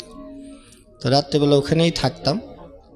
থাকার পরে আমি তখন ওই চাকরির সন্ধান করি যে না আমি এখানে। তো তখন আবার ছিল যে ঢাকা, এটা তো ঢাকা না, এটা সাভার, আমি ঢাকায় চলে যাব। তখন মনে হতো ঢাকাতে মনে হয় কী একটা বিষয়। তো সবাই জিজ্ঞেস ভাই ঢাকায় যাবো, এইটা তো ঢাকা না, ঢাকা আরও সামনে, এটা তো সাভার। তো নামের সাথেও একটা যে না আমি তাহলে তো সাভার থাকবো না, আমি ঢাকায় যাব। তো ওখান থেকে একদিন করে দেখলাম যে একটা বিজ্ঞাপন আছে যে একটা প্রবীণ ব্যক্তিকে দেখাশোনা করার জন্য একটা এত থেকে এত বছরের একটা ছেলে লাগবে। তো প্রবীণ বলতে আমি আসলে তখন ওইভাবে বিষয়টা প্রবীণ না নবীন এরকম বুঝতে পারি না। গিয়ে দেখলাম যে মতিঝিল একটা বাসা, তো ওই ব্যক্তিকে দেখাশোনা করার জন্য আমি ইন্টারভিউ দিতে গেলাম। তো ওরা আমাকে নিতে চাইলো। তো দেখলাম এক বৃদ্ধ লোককে দেখাশোনা করতে হবে। উনি হলো আমাদের এক ভাষা সৈনিক ছিল, কি যেন নামটা ছিল ওনার। তো ওনার অনেক কষ্টের কথা শুনলাম, ওনার 2টা ছেলে মেয়ে ব্যারিস্টার। ওনার বই, ওনার নামটা আতার হোসেন না কি যেন একটা নাম ছিল, যার ওনার ভাষা সৈনিকদের নামের ভিতরে আমি বইতে পড়েছি। তখন ওনার কাছে বললাম, তো উনি বললো হ্যাঁ আমার আজকে এই পড়ে নিতে। ওনার জীবন কাহিনীটাও অনেক কষ্টের, উনি লাস্টে জীবনযাপন করেছে, বাবা মা তাদের ছেলে মেয়েও মানুষ করেছে, কিন্তু তার দেখাশোনার জন্য বাইরের লোকজন নিয়ে। তো উনি আমার সাথে অনেক কষ্ট শেয়ার করছে যে দেখো আজকে তোমরা হয়তো বইতে আমার কথা পড়েছো, কিন্তু আমার বাস্তব জীবন হলো এই। তো ওনার কষ্টের কথা শুনে আমার একটু তখন যে নিজের এই কষ্টের কথাটা আমার মনে হলো না। ওনার ওষুধ টষুধ টাইমলে খাওয়ানো, এটা সেটা দেখতাম। তো 4-5 দিন পরে ওই জায়গায় আমার কেন যেন মানে বন্দি একটা রুমের মধ্যে সারাদিন। আর ওনার ওই ওষুধপত্রগুলো হলো টাইম টু টাইম খাওয়াইতে হতো। তা আমি ওখানে ছিলাম না। ওখান থেকে যে বাসার থেকে একদিন বাইর হয়েছি পরে ওই জায়গাটা আর আমি চিনতে পারি নাই। ওনার বাসায় যে ফেরত যাব আর বাসাও খুঁজে পাই নাই। পরে আমি চলে আসি। আমি ওখান থেকে হাঁটতে হাঁটতে হাঁটতে হাঁটতে আমি চলে আসলাম হলো নিউ মার্কেট। নিউ মার্কেটে এসে তখন আমার কাছে অনেক টাকা পয়সাও নাই। তো কি করব তখন আমি একটা ওই যে মার্কেটে যে ভাত বিক্রি করে যেসব মহিলারা, ওনাদের সাথে এক মহিলার সাথে কথা বললাম যে খালা এরকম ভাত কত, কয় এত টাকা। আমি কয় এরকম মানে আমার কাছে তো টাকা পয়সা নাই। কয় তাহলে তুই আমার কাছে কাজ করলে তোর থাকা খাওয়া আমি দিব। তো ওনার কাছে আমি তখন ওই যে ভাতের মাথায় করে বওয়ার জন্য ওনার কাজ করলাম। তো ভাত বইয়ে বেড়ানো এটা অনেক কষ্টের। মাথার উপরে 10টা 12টা এরকম টিফিনকার বাটি দিয়ে দিত, এটা বইয়ে সেই মার্কেটে তুলতে হতো, নিচতলা দোতলা মানে যেখানে অর্ডার হতো সেখানে দিতাম। জি। তো যাক হাজার কষ্ট হইলেও সেগুলো আবার এটা বয়ে নিয়ে যাওয়া, আবার এই বাটি নিয়ে যাওয়া, বাটি নিয়ে গিয়ে আবার এগুলো ধোয়া, বাজার সদাই করা, সেগুলো আবার প্রতিদিনই এরকম 17-18 দিন আমি তার কাছে করেছি। এটা আমার নিউ মার্কেটে অনেক জায়গায়। তখন তো সব শহরটাই আমার কাছে অপরিচিত, তখন জানতাম না এটা কোন মার্কেট বা কি। কত সালের গল্প এটা আনুমানিক? এটা হলো 2006 সালে। 2006 সালে, আজ থেকে 12 বছর আগের গল্প। জি। তো তখন হলো ভাত দিতাম। তো একদিন নিয়ে যেতে যেতে ওই ভাত, আমি খুব জ্বর ছিল আমার, তো ভাত নিয়ে যেতে যেতে আমার এটা এখন মনে আছে, ওই যে নীলক্ষেত মোড়টা পার হইতে গিয়ে আমার ভাতের বাটি কয়টা পড়ে গেছিল আর কি। তো খালা এসেও অনেক রাগারাগি করে আমার ওখান থেকে বাইর করে দেয়। তো তখন উনি আমার কোন টাকা পয়সাও দেয় নাই। তো আমার কাছে হয়তো কিছু 7-8 টাকা মতো এরকম, কম বেশি এরকম কিছু একটা টাকা আমার কাছে ছিল। তখন তো বাইরে হওয়ার সুবাদে ওই যে এখানে মার্কেটে যখন ভাত টাত দিতাম, তো তখন যারা কিছু আমরা এসব বিক্রি টিক্রি করে তাদের সাথে আমার মোটামুটি একটা পরিচয়, ভাত দেওয়ার সময় কৌতূহল ছিল মানুষের ভিতরে জানার। তো তখন আমি তাদের সাথে কথাবার্তা বলতাম। তো ওখানে একটা ছেলের কাছ থেকে একটা আমড়া কিনলাম, কেনার পরে আমি কই এরকম এরকম আমি তো এই কাজটা করতাম, কাজটা তো চলে গেছে, আমি তো ওই কাজটা করার পরে ওই খালা বাইর করে দেওয়ার পরে আমার তখন আর টাকা পয়সা ছিল না। প্রায় 3 দিন আমি হলো মানে শুধু পানি খেয়ে খেয়ে, ওই যে এখানে এখন চন্ডিমা মার্কেটটা আছে আর কি, ওই পাশে একটা আছে গোলচক্কর, ওখানে ওই অজু করতাম, অজু করতে গিয়ে শুধু পানি খাইতাম, পানি খেয়ে মসজিদে নামাজ পড়তাম, তার খুব কান্নাকাটি করতাম, হয়তো কোথার থেকে যেন আমার সব কিছু হারিয়ে গেল। তখন শুধু মানে ছিল যে আমি কোনো একটা পরিচিত মানুষ যদি আমি পাইতাম, হয়তো তারা হয়তো আমাকে সহযোগিতা করবে। ওই সময় কি পড়াশোনা স্টপ করে দিলেন? হ্যাঁ, তখন তো পড়াশোনা এসএসসির পরের ঘটনা? হ্যাঁ, এসএসসি পরে। তখনও রেজাল্ট হয়নি? না, রেজাল্ট হয়ে গেছে। এসএসসি তো তখন শেষ করেই আমি ঢাকাতে আসছি। আচ্ছা আচ্ছা আচ্ছা। তো তখন হলো ওখানে 3 দিন আমি প্রায় পানি খেয়ে খেয়ে আমি জীবনযাপন করছি। আর তখন এই 3 দিন আমি পানি খেয়ে থাকি, আর প্রচণ্ড ক্ষুধার্ত অবস্থায় পানি খাইলে অনেক বেশি কষ্ট লাগে, পেটের ভিতরে ব্যথা করে। তখন আমি ওই এখানে যে ওই খালার কাছ থেকে চলে আসার পরে যখন এই 3 দিন, তখন আমি চন্দ্রিমা সুপার মার্কেটে সিঁড়ির নিচ দিয়ে ওই তখন বুটিক্সের কাজ করতো, বড় বড় টেবিল থাকতো। জি। তো আমি সন্ধ্যার আগে কি করতাম, যে ওই টেবিলের নিচে ঢুকে থাকতাম, যে আমার ঘুমানোর একটা জায়গা আর কি। ওই টেবিলের নিচে বড় বড় পর্দা দেওয়া থাকে, ওখানে কেউ দেখতো না, তো ওখান থেকে আর বার হইতাম না। তো 3-4 দিন এরকম থাকতে থাকতে একদিন হলো ওই শপিং মলের যে মালিক ছিল, উনি একদিন মনে হয় সকালে এসে আমাকে দেখছে যে আমি শুয়ে রয়েছি। পরে দারোয়ানরা অনেক বকাবকি করলো যে এখানে সে শুয়ে থাকে, তোমরা কিভাবে করো। তো দারোয়ানও হয়তো তখন আমাকে একটা বাড়ি মারছে, মাইরা বাইর করে দিয়েছে যে তোর যাতে মার্কেটের আশপাশে আর না দেখি। তো তখন আমার ওই যে ড্রেস কোড কিন্তু একটা ছিল, একটা গেঞ্জি আর ট্রাউজার ছিল আমার, ওইটাই থাকতো। হ্যাঁ, গোসল টোসল করতেন কোথায়? গোসল করতাম তখন আমার একটা গামছা কিনছিলাম, আর ওই যে ভিতরে এক জামা ওই গোসল করেই ওইটাই ধুয়ে আবার ওইটাই গায়ে দিতাম, ওখানে শুকাইতো, এইভাবে করলাম। তো এইটা ধরা খাওয়ার পরে আমার আর ওই মার্কেটে দেখলে দারোয়ানরা তখন আর আশপাশে ঢুকতে দিত না। তো তখন হলো ওই যে ছেলে আমরা বেছে, ওর কাছে হইলো যে এরকম এরকম, আমি তো কি করব। তো বললো যে তুই আমরা বেচতে পারলে তুই, আমার এক বড় ভাই আছে এখানে, চল তার কাছে তোরে লই যাই, উনি আমাকে টাকা তো নাই, কই বিক্রি টিক্রি করলে টাকা উনি সব দিবে, আমরাও নিয়ে দিবে। তো ওনার কাছে যখন ও নিয়ে গেল, তো কইতেছে কাজ তো করবি নাকি চলে যাবি? না ভাই, কাজ করব, আমি খুব ক্ষুধা লাগছে, আমি খাইটাই নাই। তোরে খাবার টাবার দেবে, একটা কাজ করতে হবে, আমার কাছে কিছু জিনিস আছে, এটা এক জায়গায় রেখে আসতে হবে। আমি কই ঠিক আছে ভাই, আমি রাখবো, আগে আমি খুব ক্ষুধার্ত, আমি খাই নাই, আমাদের একটু যদি খাইতে দেন। তো উনি আমাকে একটা হোটেলও ভিতরে নিয়ে গিয়ে আমাকে খাওয়াইলো। খাওয়ানোর পরে আমাদের হাতে কি একটা টুপলা জাতীয় জিনিস দিল, সেইটা আমরা 2 জন মিলে কামরাঙ্গের চর নাম বুঝে অমুক জায়গায় এরকম ওখানে গিয়ে দেখলাম যে ওইটা যখন দিলাম সেই জায়গায় দেখি যে ওই মহিলারা বিড়ি টিড়ি খায়। এটা দেখে তো আমার খুব, আমি গ্রাম থেকে আসছি, মহিলারা বিড়ি খায়, আমার কাছে এটা যেন একটু কেমন মনে হলো যে এটা তাহলে কেমন জায়গা। তো ওদের কাছ দিয়ে আসার পর ওরা আমার ওই, সে তো তখন আমার বন্ধুই হয়ে গেছে। পরে বললাম কী রে এটা কী? পরে বললো এইটা তো জানার দরকার নেই, চল আমাদের টাকা দিব, আমরা গিয়ে টাকা নিই। তো সারা রাস্তা ভাবতে ভাবতে আসলাম এটা কী দিলাম, আর মহিলারা বিড়ি খাচ্ছে, এইটা আমার একটা খুব কৌতূহল, তাহলে মনে হয় জায়গাটা ভালো না। তো পরে এসে আমি ওরা জিজ্ঞেস করলাম যে এটা মনে হয় খারাপ কিছু দিছে। খারাপ হোক আর ভালো হোক তোর বোঝার দরকার নেই, চল টাকা দেবো। তো উনি আসার পরে আমাদের 2 জনকে 20-20 টাকা করে দিল। তো পরে ওরে আমি বললাম যে আমি আর এনার কাছে কাজ টাজ করবো না, আমি নিজেই আমরা কিনে এনে যদি বেচবো। আমরা কিনে এনে তুমি বেচতে পারবো না, এটা ওদের একটা সিন্ডিকেট আছে। আমি যদি কিনে আনি সমস্যা কি? দেখো তুমি বেচতে পারো কিনা। তো তার সাথে আমি বললাম দেখি আমি পারি কি পারি না। তো আমরা কিনে নিয়ে এসে ওখানে বিক্রি করার জন্য চেষ্টা করলাম। তো দেখলাম যে পোলা পান দিয়ে আমরা টামরা সব ফেলে টেলে দিল, ভেঙে টেঙে ফেললো। তো ঢাকা শহরে যেখানেই হোক, একটা যদি কেউ ভিক্ষাও করতে যায় বা এটা, তাদের কিন্তু একটা সিন্ডিকেট থাকে। তো যাক উনি আমাকে চড় থাপ্পড় মেরে ওই জায়গার থেকে যে এই এরিয়ার মধ্যে নিউ মার্কেটের মধ্যে যাতে তোর আমি না দেখি। তো যাক ওখানে আর আমার থাকা হলো না, ওখান থেকে আমি করে দেখি যে অন্য জায়গায় চলে যাব। তখন যে হাঁটতে হাঁটতে কোথায় গেছি, গিয়ে দেখি যে ওই সে আবার কমলাপুর স্টেশন। তো কমলাপুর স্টেশনে পরে ওই জায়গায় ওই যে টিএনটি মাঠগুলো আছে ওখান থেকে হাঁটতেছি কাঁচা বাজারের সামনে। তখন তো আসলে নিরুদ্দেশ, যেদিকে যায় হাঁটতে হাঁটতে যেদিক মন চায় সেদিকে চলে যাব। তো ওখানে গিয়ে ওই জায়গায় তো অনেকগুলো আবাসিক হোটেল আছে। তখন আমি বললাম যে হোটেলে যে একটা কাজের সুযোগ থাকে এইটা তো আমার একটু অভিজ্ঞতা আছে, কারণ আমি আগে একটা করেছি।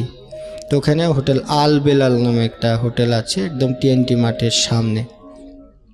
তো ওখানে গিয়ে আমি বললাম ম্যানেজারে যে ভাই আমার কি কাজ দেওয়া যাবে? না, অনেক জায়গায় ঘোরাঘুরির পরে ওখানে 7-8টা হোটেল ঘোরার পরে হোটেল আল বেলাল মানে মালিকটা বসা ছিল সন্ধ্যার পরে। তা আমি যাওয়ার পরে তো আমার পোশাক পরিচ্ছদ তো বেশি একটা ভালো না। তো বললো যে আমি কয় লেখাপড়ার জন্য আমি কিছু জানি। তো উনি একটা ছোট দিল যে এটা পড়ো। তো পড়লাম। আচ্ছা ঠিক আছে, তুমি তো এখানে তো হোটেলে তো কাজের টাকা বেশি না। আর স্যার আমার শুধু থাকা খাওয়া হইলেই হবে, আমার টাকা লাগবে না।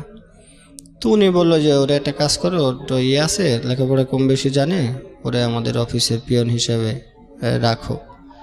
তো পিয়ন হিসেবে রাখলাম। তো প্রতিদিনই ওই একটা ড্রেস পরি, রুমের মধ্যে ওইটাই ধুই, ওইটাই গায়ে দিতে। মালিক করে যে কি তোমার ড্রেস নেই? বললাম যে না আমার ড্রেস নেই।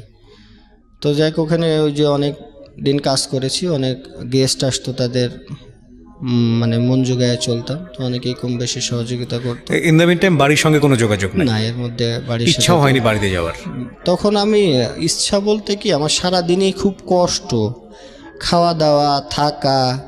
যখন ওগুলো নিউ মার্কেটে ছিলাম ওই যে এর ভিতরে, তখন প্রচুর মশা, এমনিতেই ড্রেস নাই। আর যে মশার মানে সারা সকালবেলা উঠে দেখতাম যে প্রচণ্ড গা হাত পা জলে, মশায় এই পরিমাণ করছে। আর নিচে তো খুব অন্ধকার ছিল।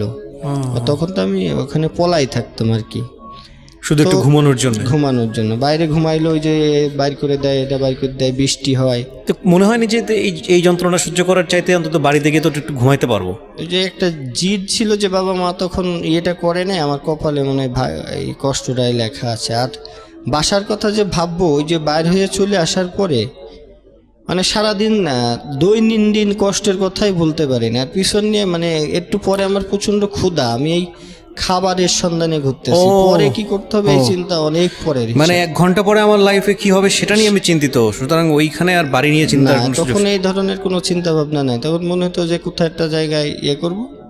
তো ওখানে চাকরি করার পরে ওই খাবার দাবার, কিন্তু আবাসিক হোটেলগুলোতে খাবারের কোনো সিস্টেম থাকে না।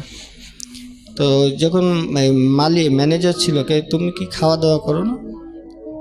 আমি বললাম যে আমার কাছে টাকা নাই, এটা তো মাস শেষ হইলে বেতন পাবো। আর তখন ওই যারা পুরান যারা ছিল তারা ওই গেস্টের টিপস যে নিতে হয় বা করতে হয়, শহরে তো একটু বেশি দেয়।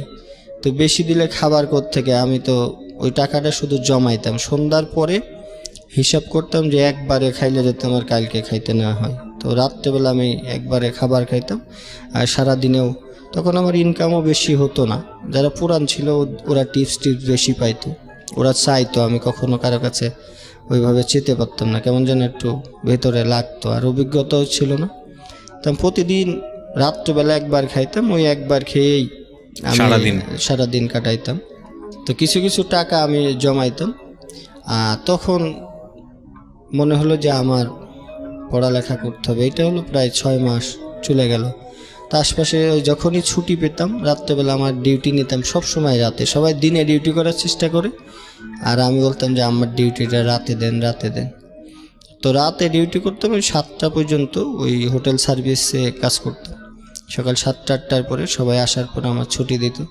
তখন আমি এই না ঘুমায় কী করতাম যে আশপাশে তখন এই স্কুল খুঁজে বেড়াইতাম যে কোথায় ভর্তি হওয়া যায়। তখন নটরডেম কলেজগুলো ওইগুলো আছে, তো ওই সাইডে আমি ঘুরতাম। তো দেখতাম যে সবার পরিবেশ বা অন্যরকম, সবার কাছে তথ্য নিলাম যে নটরডেম কলেজ তো অনেক টিয়ে ব্যাপার, তো এখানে তো অনেক ডিসিপ্লিন আছে বা নিয়ম শৃঙ্খলা অনেক। তো দেখলাম যে এই জায়গায় তো তাইলে আমার হবে না। তো নর্মাল স্কুল কলেজ আমি খুঁজে তখন এইভাবে চিনি না। আমার বিজয়নগর, শান্তিনগর থেকে শুরু করে অনেক রাস্তা, ঢাকাতে অনেক বেশি রাস্তা আমার হাঁটা ভিতরে আছে, অনেক অলিগলি আমি হেঁটে হেঁটেই পার করেছি। আর তখন চেনার বা জানার কোনো যে এইদিকে যাই যে স্কুল পাবো সেই ঠিকানা নেই। এমনও জায়গা গেছে যে ওখানে গেছি গিয়ে আর চিনে আসতে পারতেছি না, মানে যেদিকে দু চোখ যায় শুধু যেদিকে হাঁটছেন। যাই শুধু খুঁজি যে স্কুল ড্রেস পরা থাকলে তাদের পিছন এরা কোথায় যায় কিসে পড়ে এই অনুসরণ করতে করতে করতে করতে আমি এ করতাম। তখন কি আপনি ইন্টার ফার্স্ট ইয়ারে ভর্তি হওয়ার জন্য? হ্যাঁ, ইন্টার ফার্স্ট ইয়ার। Okay. তো ওখানে একটা কলেজের তথ্য নিলাম যে কেমন লাগে ওই এরকম। আমি তখন 2700 টাকা মতো ভর্তিতে লাগবে। আমি ওখান থেকে এই 2700 টাকা জমানো আমার একটা তখন উদ্দেশ্য হয়ে গেল যে ভর্তি হইতে হলে তো আমার টাকা তো জোগাড় করতে হবে। তো আমি খেয়ে না খেয়ে সবার কাছ থেকে অনুরোধ করে টিপস নিয়ে ওই টাকা আমি 2900 টাকা মতো ওখানে এক ভাই ছিল তার কাছে আমি জমা রাখতাম ওই হোটেলে। তো ভর্তি কনফার্ম করছি আমি হলো ঢাকা কমার্শিয়াল কলেজ ধানমন্ডি এই জায়গায়। ওকে।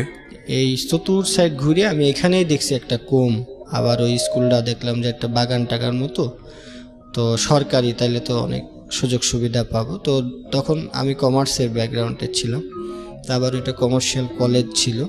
তো ওখানে গিয়ে তথ্য নিলাম যে 2700 টাকা লাগবে। আমি খুব খুশি যে এই টাকা তো আমার কাছে আছে, আমি এখানে ভর্তি হইতে পারবো। তো স্কুলটা তত জাঁকজমক, কলেজটা তত জাঁকজমক দেখলাম না, বললাম যে তাইলে মনে হয় এখানে আমার একটু সুযোগ টুযোগ হবে। তো দারোয়ানের কাছ থেকে আমি সব তথ্য নিলাম কেমনে কী করণ যায়। তো ফর্মও আমি কিনে নিয়ে গেলাম, গিয়ে খুব খুশি ওই হোটেলে ফেরত গেলাম। ভর্তি ফর্ম? হ্যাঁ, ভর্তি ফর্ম নিয়ে গেলাম। তো ওখানে খুব আনন্দ লাগে যে আমি ভর্তি হব। ভর্তি হয়ে ওখানে যাওয়ার পরে সেই যে ভাইয়ের কাছ থেকে আমি টাকাটা জমা রাখছিলাম, গিয়ে দেখি উনি ওখান থেকে টাকা পয়সা নিয়ে চলে গেছে চাকরি বাকরি ছেড়ে। তো ওই ভাইরে অনেক খুঁজে বেড়াইছি যে ভাই আমার টাকাটা লাগবে। ম্যানেজারে বললাম যে ভাই এরকম এরকম, আমি তো ওনার কাছে টাকা রাখছিলাম। তো যাক, ওনাকে আমি আর খুঁজে পাই নাই। তো সেইবারও আমার আর টাকার জোগাড় হয় নাই, ওই বছরও আমার ড্রপ আউট আছে। শুধু এইটুকুর জন্যে আপনার এই একটা বছর ড্রপ আউট। তো পরে ওই জায়গায় আর ওই ওনার যে ম্যানেজার জীবন গল্প, প্রিয় শ্রোতা, এটা উনি বলে যাচ্ছেন ধারাবাহিকভাবে, কিন্তু আপনারা যদি অনুভব করতে পারেন একটা রাতের কষ্ট, একটা মোমেন্টের কষ্ট, একটা দিনের কষ্ট, তাহলে ওনার জীবন গল্প দিয়ে একটা সিনেমা বানানো সম্ভব। It's a story, unbelievable story. এই জন্যই আমরা বলি জীবন নাটকের চেয়েও নাটকীয়। যখন টাকাটা নিয়ে গেল তখন আমি অনেক ওই ম্যানেজারকে বললাম যে ভাই এরকম, ওনার কাছ থেকে তো আমি টাকা জমা রাখছি। তো ম্যানেজার বললো দেখো এগুলো তো তোমাদের মতো আসে যায়, ওর হিসাবে চাকরি ছেড়ে চলে গেছে। তো অনেক জায়গায় তার যা পরিচয় ছিল ওই আশপাশে আমি মনে করলাম যে সে হয়তো হোটেলে কাজ টাজ করবে। তো অনেক জায়গায় খুঁজলাম, তো পেলাম না। এদিকে ভর্তির সময়ও পার হয়ে গেল। তো মনের কষ্টে ওই হোটেলের ওইদিকে কাজটা ছেড়ে দিয়ে যে আমার তাহলে তো আর কোথায় ডেট আছে দেখলাম যে তখন সবগুলোই ডেট 2-5 দিনের মধ্যে সবগুলো কলেজেরই ভর্তির সময় শেষ হয়ে যাবে। তো যাক, সে বছর আমার আর ভর্তি হতে পারলাম না, টাকাও আর জোগাড় করতে পারিনি। পরে আমি ওই জায়গা ছেড়ে আমি চলে গেলাম যে না, এইটাতে 10 টাকা 5 টাকা দিয়ে আমার আসলে হচ্ছে না, আমার টাকাটা জোগাড় করতে হবে। তো নয় 3,000 টাকা 2700 টাকা আমার কাছে একটা চ্যালেঞ্জ মনে হলো। তো তখন আমি চলে গেলাম ওই জায়গার থেকে করে বাদামতলি, যে ওই ফল টল ভ্যানে টেনে করে দিলে আমি কিছু টাকা পাবো। তো বাদামতলি যখন ওই ফলের যে কার্টুনগুলো থাকে, কার্টুনগুলো ভ্যানে টেনে উঠাই দিলে বা একটু বাইরে দিয়ে আসলে, এক কথায় তখন হলো আমি লেবারের যে কাজটা আমি তখন শুরু করলাম। তো ওখান থেকে কাজ টাজ করার পরে অনেক দিন, প্রায় 1,000-2,000 টাকা। তো এর মধ্যে এই যে ঘুমানোর যে বিষয়গুলো ছিল, এগুলো হলো রাত্রে কিন্তু অনেক ঢাকা শহর আমি অনেক হেঁটে হেঁটে কাটাইছি। যে ঘুমানোর জায়গা নাই, যে কোনো জায়গা দাঁড়াইলে বা একটু সুযোগ পাইলে যেখানে ঘুমাইলে এটা হয়তো উঠাই দিছে। তো বাদামতলি যখন কাজ টাজ করি তখন একজনের সাথে হলো যে তুমি এই কাজটা না করে তুমি একটা ব্যবসা করো। তো ব্যবসা আমি কিভাবে করবো? এই যে ফল নিয়ে তুমি যদি বেচো তাহলে তোমার তো টাকা নাই। তো তখন উনি ওই যে কাজ করলাম কিছুদিন, কাজ করার পরে সদরঘাটে আমার কিন্তু অনেক দিন আমার ঘুমানোর আছে। সদরঘাটে কোথায় ঘুমাতেন?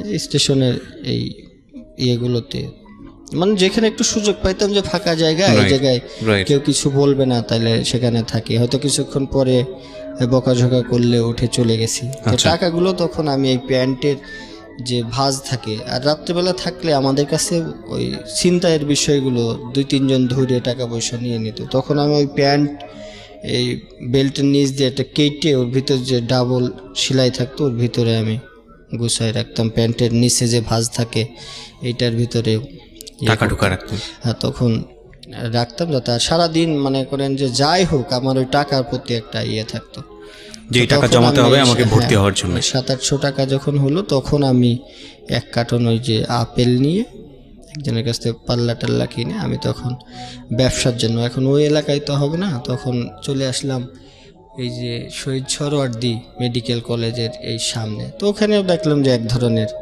এখানে বসলে উঠাই দেয়, এখানে বসলে উঠাই দেয়, করতে দেয় না। এই জায়গায় চলে আসার উদ্দেশ্য হলো এই যে কলেজটা আমার আশপাশে আছে, আমি যা কিছু করব, যেহেতু এটা ধানমন্ডির ওই যে কমার্শিয়াল কলেজটা, তখন যে এই আশপাশেই আমার একটা অবস্থান করতে হবে, আর প্রতিদিন ওই কলেজের খোঁজ রাখতাম, আবার কবে ফর্ম ছাড়বো, এভাবে যাক। তখন টাকা পয়সা কিছু, আমি ওখানেও ফলের দোকানদারি করেছি, ফল বিক্রি করছি, ওখানে চার দোকানদারি করছি। তো দিন রাত পরিশ্রম করতে করতে আমার পুরা জন্ডিস হয়ে যায়। জন্ডিস যখন হয়ে গেল তখন ওই যে ডাব পড়া, কেউ কবিরাজি বুদ্ধি দেয়, এইটা বুদ্ধি দেয়, ওখানে থাকতে থাকতে তখন কয়েকজনের সাথে পরিচয় হয়েছে। তো আমার এই যে 2 হাত এখনও কাটা আছে, তো কবিরাজের বুদ্ধিতেই আমার 2 হাত কাটতে হয়েছে যে জন্ডিস নামাবে। আমার এই যে 2 সাইডে এখনো কাটা, কিন্তু এই যে আপনার শরীর থেকে জন্ডিস নামাবে। হ্যাঁ, জন্ডিস কবিরাজের বুদ্ধিতে কাটতে হয়েছে। হ্যাঁ, হলুদ হয়ে গেছে। আচ্ছা। তো তখন ওই যারা বুদ্ধি দেয়, কেউ ডাব পড়া দেয়, কেউ গাছ বেঁধে দেয়, বেঁধে দিলে আমার 72 ঘন্টার মধ্যে জন্ডিস ভালো হয়ে যাবে। তো জন্ডিস আর ভালো হয় না। এখন ওই যে 7 রাস্তা এখানে এক কবিরাজ ছিল, উনি হাতে গাছ বেঁধে দিবে। গাছ বেঁধে দিলে আমার 2 হাত একদম মাংস খসে যাওয়ার মতো অবস্থা। এই যে 2টা এখনো কিন্তু স্পট আছে। হ্যাঁ, 2 পাশে দেখতে পাচ্ছি। তো এই 2টা স্পট 2 দিন 2 বার বাঁধলো যে তোমার জন্ডিস অনেক বেশি হয়ে গেছে, এটা তোমার একটাতে হবে না, 2টা বাঁধতে। তো 2টা বাঁধলাম প্রচুর যন্ত্রণা করে। তো তারপরে জন্ডিস ভালো হলো না, তো বললো যে আমার দ্বারা এটা হবে না। তো মোহাম্মদপুর তাজমহল রোডে ওখানে একজন ডাব পড়া দেয়, তার কাছে গেলাম। তো যে যেখানে যাইতে বলে সেখানেই আমি যাই, আমার জন্ডিস আর ভালো হয় না। তো তখন হলো, কারণ সারা রাত ওই যে দোকানদারি করতাম, দিনে ফল বেচতাম, এই খাওয়া দাওয়ার ঠিক নাই, ঘুমানোর ঠিক নাই, তো এইটার কারণেই মূলত আমার জন্ডিসটা হয়ে গেছে। তারপর আমার লক্ষ্য ছিল যে আমার ওই 3000 টাকা আমাকে জোগাড় করে আমার, আর তখন আমি ওই যে সামনে এই যে মুক্তিযুদ্ধের একটা ছিল, শহীদ সরোয়ার্দীর সামনে মুক্তিযুদ্ধের একটা বিল্ডিং ছিল, এখন এটা ভেঙে অনেক বড় হয়ে গেছে। ওইটার পাশেই আমি কিছুদিন একটা বক্স মতো করে কাঠ দিয়ে একটা বড় 3-4 হাত জায়গা মতো নিয়ে, তো যাই হোক তখন আমার কিছু টাকা হয়েছিল, তো একটা বক্স মতো করে ওই ফল টল যে রাখতাম, আর ভিতরে কাউকে জানাইতে দিতাম না, রাত্রেবেলা চুপ করে ওই বক্সের ভিতরে গিয়ে আমি ঘুমাই থাকতাম। তো এখানে ঝড় বৃষ্টি যাই হোক, উপরে তিরপল দেওয়া আমার, তো ওখানে ফলের ব্যবসা করতাম। তো কিছুদিন ওই যখন একটা দোকান দিলাম তখন ওই জায়গাটা আবার মানুষের নজরে পড়লো, তখন এই দখল নিয়ে নেয়, ও দখল নিয়ে নেয়, মুক্তিযোদ্ধার এখান থেকে পোলাপান এসে যে দোকানকে চালায়, এটা টাকা দিতে হবে এরকম। তো আমি বললাম যে ভাই এরকম আমি তো করি না, এখানে দোকান করতে হলে টাকা দিতে হবে।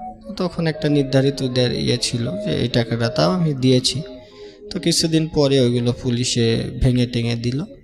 তা আমার সব চালানটা যেটা গুছাইছিলাম তখন ওই দোকানটার মধ্যে সব ছিল, তো পুলিশে ভেঙে দিল, ফল টল ওখান থেকে নিয়ে চলে গেল। তখন আবার আমি শূন্য হয়ে গেলাম। তো তখন জীবনের গতিপথটাই যে না, এইভাবে তো আসলে আর, মানে তখনও আপনি ইন্টারমিডিয়েটে ভর্তি হতে পারেননি? না, তখন তো ওই যে টাকা মেরে দেওয়ার পরে তো আমার আর সুযোগ হয় না। এখন এই আশপাশেই রয়েছি। তো ফলের দোকান ওইগুলো যখন ভেঙে দিল তখন আর আমার হলো না, মনটা খুব খারাপ হয়ে গেল। যে এখন কি করব। তখন একটা এই যে ফার্ম গেটের এই জায়গায় একটা স্টুডিওতে আমি কাজ নিলাম। তো স্টুডিওতে কাজ নিলে তো উনি আমার বেতন ধরলো তখন 1600 টাকা। তা 1600 টাকা নিজের খাইতে হবে, থাকতে হবে। তো তারপরেও যেহেতু এখন আর পুঁজিপাটটা নাই, তো কি করব। তখন ওই সাইডে খুব কমের মধ্যে একটা সিট ভাড়া নিলাম। ওই যে গিয়ে দেখলাম যে ওই মালিককে বললাম যে আমার তো থাকার জায়গা নাই, কেমনে কি করব। বললো তুমি এই যে এই এলাকা পানে যাও, এই এলাকায় গেলে সিট ভাড়া পাবা। তো সব সিট ভাড়া দেখি বেশি বেশি বেশি। তো তখন ওই গার্মেন্টসে যেসব ছেলে মেয়েরা থাকে তাদের সাথেই এটা একটা সিট নিলাম, 300 টাকা ভাড়া। জি 300 টাকা না 280 টাকা যেন একটা রুমের সিট ভাড়া। তো ওখানে থাকি, এই জায়গাতে কাজ করি। তো ওখানে তখন কম্পিউটার ওনারা সবাই ইউজ করে। আমার তো অফিসে তখন আমি ওই অফিসে যা সার্ভিসম্যান হিসাবে কাজ করছি। তো তখন কম্পিউটারটার প্রতি আমার খুব নেশা, যারা কি করে না করে আমার একটু দেখতে। তো ওখানে কাজ করি আর ওখানে গিয়ে থাকি। এই খাওয়া দাওয়ার বিষয়টা কিন্তু দীর্ঘদিনই আমার রয়েছে। তো এক সপ্তাহ যাইতে না যাইতে মানে বিকাল হইলে আমার খুব কষ্ট লাগতো, মানে ক্ষুধায়। যে তখন মালিককে বলতাম যে আঙ্কেল নাস্তা আনবেন না, নাস্তা আনবেন না। তো মালিক একদিন অনেক চিল্লাচ্ছিল, এই নাস্তার সময় হইলে নাস্তা, তোমার কারো কোনো মাথা ব্যথা নেই, তুমি নাস্তার বেলায় চিল্লাচিল্লি করো। আমি আর কোনোদিন ওনার কাছে নাস্তার পানির কথা বলতাম না।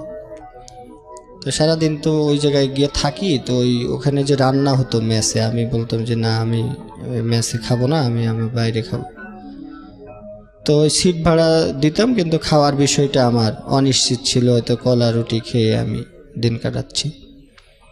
তো একদিন হলো কম্পিউটার ধরছিলাম। তো কম্পিউটার ধরার পর ওই যে আন্দাজে ক্লিক করতে করতে ওই যে ডেস্কটপের যে আইকনগুলো থাকে, ওইটা আইকন হিডেন যে অপশনটা রয়েছে, ওই অপশনটায় ক্লিক হয়ে গেছে। দিয়ে এখন আর ডেস্কটপে কিছু দেখা যাচ্ছে না। আমি তো ভয়তে অনেক শেষ। ওখানে যে কম্পিউটার অপারেটর ছিল ওই ভাইরে কইতেছে যে ভাই এরকম এরকম। আমি তো কম্পিউটারে হাত দিছিলাম, এখন কি যেন কিছু লেখা টেখা নাই। তো উনি একটা সুযোগ নিল, কয়তো তোমার কম্পিউটার তো নষ্ট করে লইছো, সে ভাইরাস ধরছে, তুই হ্যান করছস ত্যান করছস। তা আমি ওনার পা ধরছি যে ভাই আপনি মালিককে বললেন না আমার চাকরিটা খুব, না এটা তো অনেক ঝামেলা আছে, ভাইরাসে সব খেয়াল হয়েছে, এগুলো আনতে হইলে তো খরচ আছে। ভাই আমি বেতন পাইলে আপনারে আমি সব দিয়ে দিন, কয় টাকা লাগে বলেন। এইটা প্রায় 300 টাকা লাগবে। ভাই আমি বেতন পাইলে, কয় না বেতন পাইলে এখন কালকেই তো এগুলো ঠিক করতে হবে, কাজ করবো কেমনে। তো ওই যে ফটোশপের আইকনগুলো যেগুলো থাকে, ওই যে ক্লিক করলে এখন তো বুঝি, তো ওই আইকনগুলো জাস্ট হিডেন রয়েছে, আর একটা রিফ্রেশ দিলে হয়তো চলে আসতো। তখন তার এটা জানতাম না। তো বললো যে তুই আর কোন দিন কম্পিউটার ধরবি? আমি না ভাই ধরবো না, এবার মতো মাফ করে দেন। ঠিক আছে, আমি 300 টাকা দিচ্ছি, দিয়ে এটা ঠিক করে আনতেছি, তুই মালিকের কাছ থেকে টাকা নিয়ে আমার আজকে কালকের মধ্যে। তো মালিকেরকে অনেক রিকোয়েস্ট করে যে আঙ্কেল আমার 300 টাকা লাগবে। তো কয় তুমি কাজ করছো কয়দিন, টাকা তো এইভাবে অ্যাডভান্স দেওয়া যাবে না।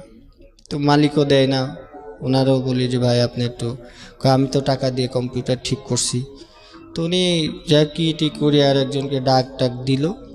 এটাই তো বন্ধুরে অন্য কাজের জন্য ডাক দিছে, কিন্তু আমারে বলছে যে এটা ঠিক করার জন্য ডাক দিছে। তো উনি আমার কাছ থেকে 300 টাকা ওই সময়, আমি 17-18 দিন পরে যখন টাকা পাই ওনাকে দিছি। দেওয়ার পরে আর আমি কোনো দিন কম্পিউটার ধরি নাই। তো তখন আমার মনে হলো যে এই কম্পিউটারটা আমার শিখতে হবে। তো এখন 9টায় আমার ডিউটি হয় ওই স্টুডিওতে।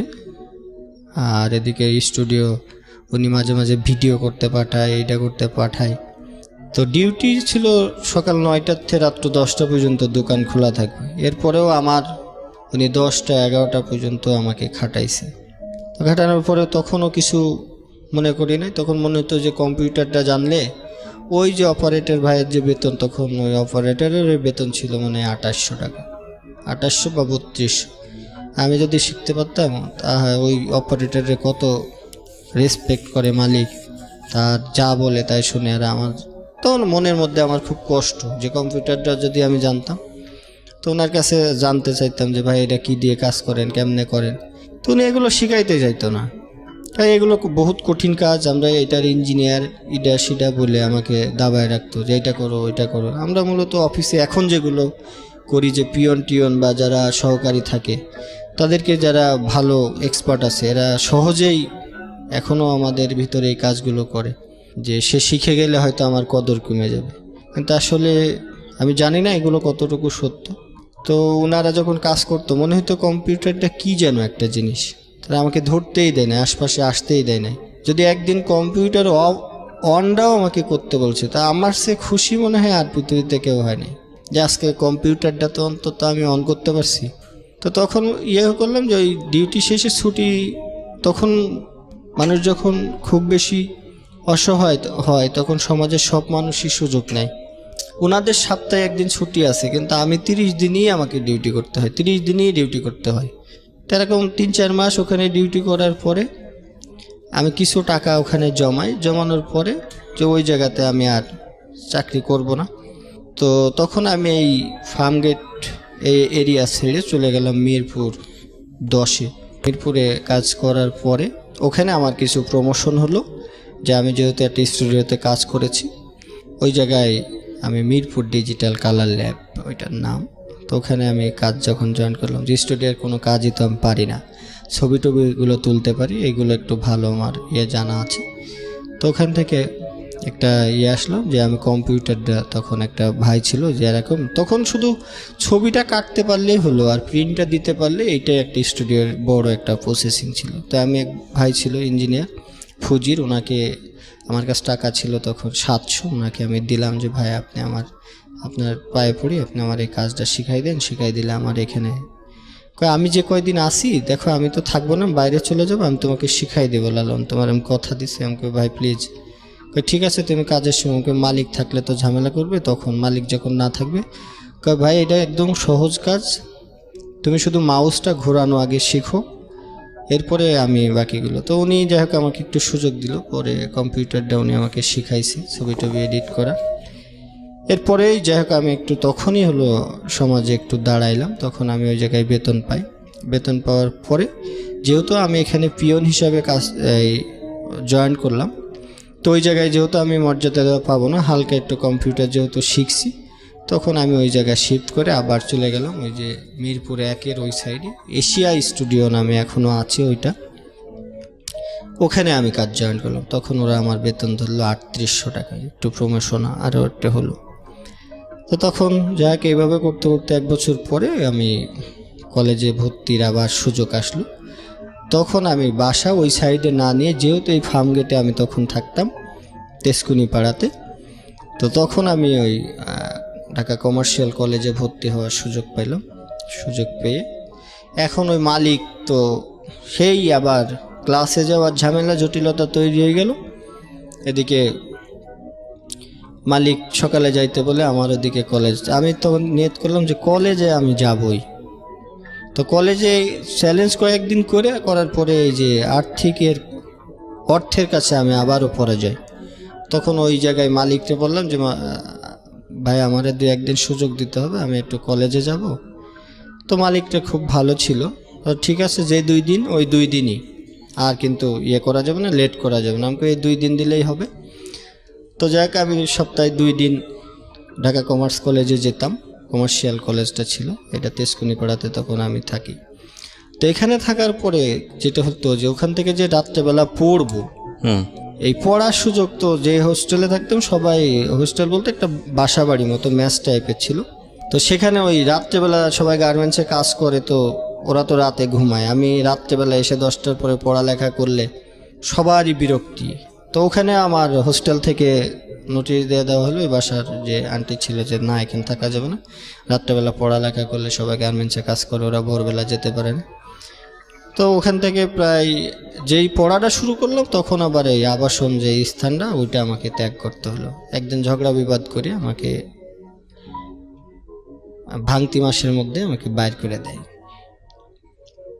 যে এখানে তো থাকা যাবে না এই ব্যাপার। উনি ঢাকা শহরে সবাই একটু প্রফেশনাল, তো সেখানেও আবার যেহেতু ঢাকা শহরে ম্যাচ পাওয়া যায়, আমি অন্য জায়গায় ম্যাচ নিলাম, ওই 4-5 দিন পরে জটিলতা। তো তখন চিন্তা করলাম যে বাসার সাথে যেখানে ওই মানে রোডের যে লাইটগুলো জ্বলে এমন একটা বাসা নিব যাতে ওই লাইটের এটা আমি জানলার পাশে যাতে থাকলে, এইটা খুঁজে মনের মতো তো আসলে বাসা পাওয়াও কষ্ট।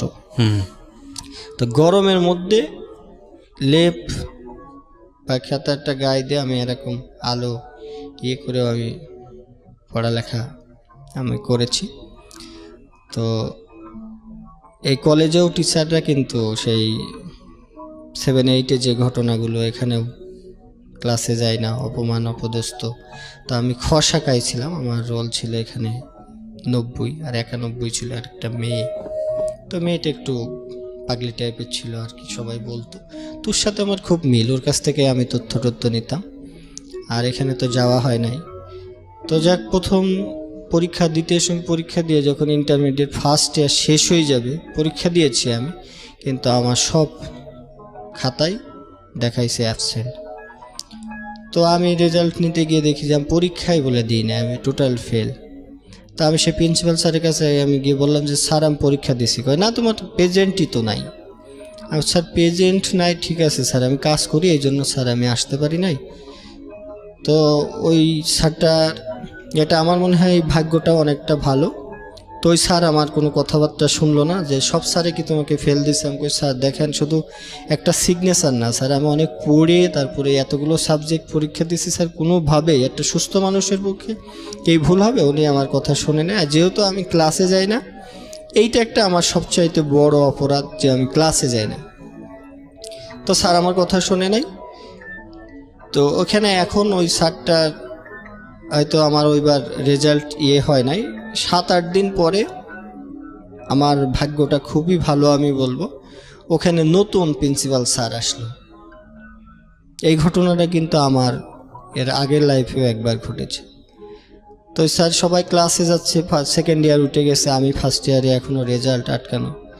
তো এই নতুন স্যার আসলে কিন্তু যে কোনো একটা হেড অফ ডিপার্টমেন্ট যদি কেউ থাকে, সে নতুন আসলে পরিবেশ অনেকটাই সে যাচাই বাছাই করার জন্য চেষ্টা করে। তা আমি ওই ওনার রুমের সামনে দিয়ে বারবার আপ ডাউন করি, দাঁড়ান তো ঢুকতে দেয় না, নতুন স্যার আসছে।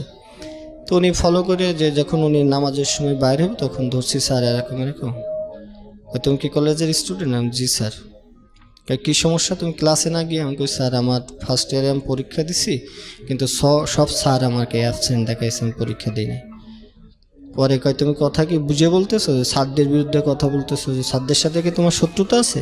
আমি না স্যার, আমি পরীক্ষা দিছি। পরীক্ষা দিলে তোমার এক স্যারে হয়তো অ্যাবসেন্ট দেখাবে, আর অ্যাবসেন্ট দেখানো হয়তো ফেল করছো তাই জন্য হয়তো ফেল দেখাইছে, অ্যাবসেন্ট দেখাইছে বলছে কি? আমি স্যার গণহারে সবগুলোতেই আমাকে অ্যাবসেন্ট দেখানো হয়েছে।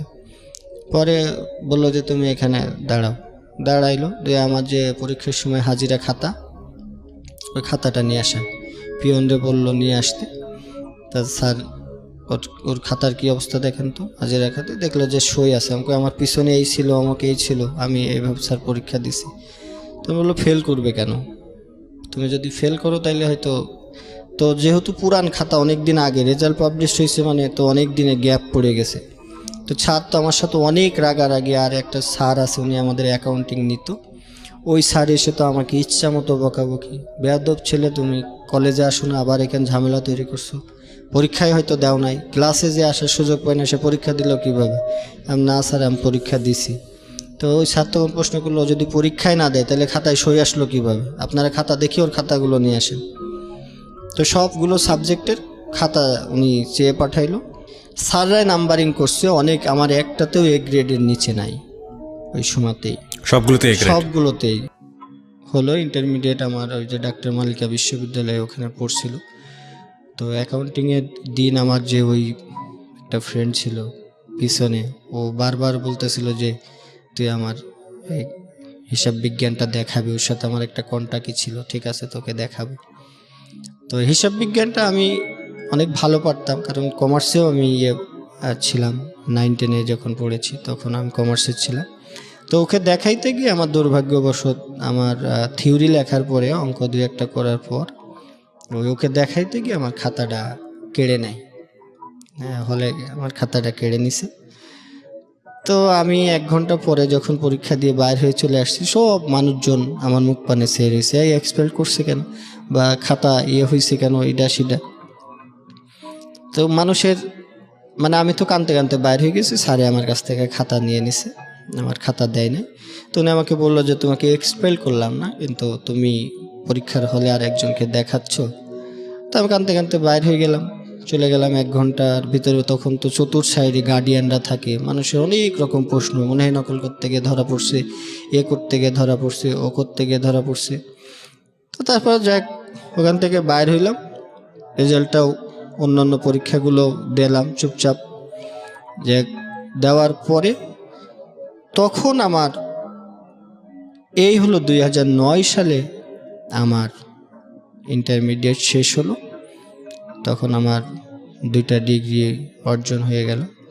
এরপর থেকে আমি মানে যে পিছনের যে পারিপার্শ্বিক অবস্থানগুলো চিন্তা করলাম, করার পরে আমি এই পথ শিশুদের নিয়ে আমি তখন কাজ করা শুরু করলাম। তখন যে টাকাটা পাইতাম তার অধিকাংশই আমি এই পথ শিশুদের, তখন মনে হতো যে এত কিছু করে আমি তো এখন ইন্টারমিডিয়েট পাস করছি, আমি তো সমাজে এখন যে কেউ আমাকে একটা শিক্ষিত ছেলে বলবে, আমাকে আর নেগলেক্ট করার কোনো সুযোগ নাই। আমি সবার কাছে গিয়ে বলতে পারবো যে আমি পাস করছি, যেহেতু আমার 2টা ডিগ্রি অর্জন হয়ে গেছে। তো তখন আমি এই পথ শিশুদের নিয়ে কাজ করার চেষ্টা করলাম, যে ওদেরকেও যদি, এর ভিতরে অনেক ধরনের অপরাধ রয়ে গেছে যারা মানুষ, আমি এর ভিতরে হয়তো বলতে ভুলে গেছি যে একদিন ওই রোডে থাকার কারণে আমাকে চোর সাব্যস্ত করে আমি প্রায় 3 দিন একজনের বাসায় আমাকে আটকায় রেখে অনেক মারধর করছিল। সেটা সামান্য ফলের দোকানই ছিল, যে আমি ওই যে ঘুমাইতাম তো ফল হারিয়ে গেছিল, তো সে মনে করতো যে আমি হয়তো, যেহেতু আমার দোকান ছিল, আমি মনে হয় চুরি টুরি করছি। তো সেটা হয়তো তাদের অনেকে বোঝানোর চেষ্টা করছি। আর সবসময় কি করতাম যে আমার পিছনের আমার কোনো ক্লাসে আমার বন্ধুবান্ধবরে কিন্তু আমার এই ধরনের অবস্থার কথা, আমার ড্রেসের কথা বা আমার খাওয়া দাওয়ার কথা বা আমার থাকার জায়গা নেই, কোনো দিন কারো কাছে আমি শেয়ার করি নাই এই কারণে যে তারা অনেক বেশি ছোট ভাববে। তো ইন্টারমিডিয়েটটা পাস করার পরে যখন আমি পথ শিশুদের নিয়ে কাজ করতাম, তখনও মানুষ অনেক ধরনের কথা বলছে যে নিজেই তো করতে পারেন, এইটা আবার কি। তো তখন আমি তেজকুই পাড়ায় এই জায়গায়, ওই যে বস্তির ভিতরে ফার্মগেট, আনোয়ারা পার্ক, এখানে করলাম, পোলাপানদেরকে নিয়ে পড়াইতাম, তাদেরকে কিছু কিনে খাওয়ানোর চেষ্টা করতাম। আর ঈদগুলো যখন যায়, এর ভিতরে ঈদের সময় কিন্তু আমার কষ্টটা বেশি ছিল, হোস্টেলগুলো বন্ধ থাকতো। ঈদের সময় ঢাকাতেও কিন্তু হোটেল বন্ধ থাকে, হোস্টেলে থাকতে দেয় না, একা আর কি, যে চুরি টুরি করে নিয়ে চলে যায় কিনা। তখন আমার ব্যাগের মধ্যে কলা রুটি মনে হয় আমার এই 12 বছরের জীবনের মধ্যে কলা রুটিটা অনেক, তার অর্ধেক অংশই মনে হয় আমার শরীরের সাথে জড়িয়ে রয়েছে। কলা রুটি আমার ব্যাগের মধ্যে এটা কমন জিনিস থাকতো। যখন ঈদের সময় সবাই চলে যায়, আমি শুধু তখন রাস্তার থেকে এক মাথার থেকে আরেক মাথা, আমার এমনও আছে ফার্মগেট থেকে আমি একদম গাবতলি, মতিঝিল, আমাকে হেঁটে যাওয়ার অভ্যাস আছে, যে মানুষ কি করতেছে দেখব, আবার একই সাথে সময়টাও শেষ করব। যেখানে লাইট বেশি থাকে সেই সব জায়গাগুলোতে আমি রাত্রি যাপন বেশি করতাম, একটু কৌতূহল টাইপের। যেমন ওই মতিঝিলের ওই সাইডগুলোতে রাতারাতি অনেক লোকজনের আসা যাওয়া, স্টেশনগুলোতে হাঁটতেছি, তখন ভয় ছিল যে এক জায়গায় দাঁড়ায় থাকলে পুলিশে ধরে, মানুষ প্রশ্ন করে, আর আমি যদি সোজা রোডে হাঁটা শুরু করি তাহলে আমাকে কেউ ধরবে না। মানে যখন এই যে ঈদের সময় হাঁটাহাঁটি সবাই আনন্দ উল্লাস করে, তখন ঈদের সময় মনে করেন যে আমি মুখ লুকায়া থাকার জন্য চেষ্টা করতাম। এমন একটা সাইডে গিয়ে বসে বসে, এই যে জিয়া উদ্যানে অনেক বসে বসে কাটাইছি, পানি নিয়ে যেতাম গিয়ে ওখানেই। আবার মনে হতো সন্ধ্যার পরে হোস্টেল তো বন্ধ, কবে 3 দিন শেষ হবে আবার হোস্টেলে ফেরত আসবো। এভাবে তখন তো দুর্বল ছিলাম, হোস্টেলে যারা ছিল তাদেরকেও জোর করে কিছু বলতে পারতাম না। একবার এক খালারে বলছিলাম যে খালা আমি থাকি, হ্যাঁ তুমি বাসায় থাকবা, চুরি করে নিয়ে চলে গেলে তুমি একা, এগুলো থাকা যাবে না, সবাই 3 দিন পরে আসবে, তুমি 3 দিন পরে আসো।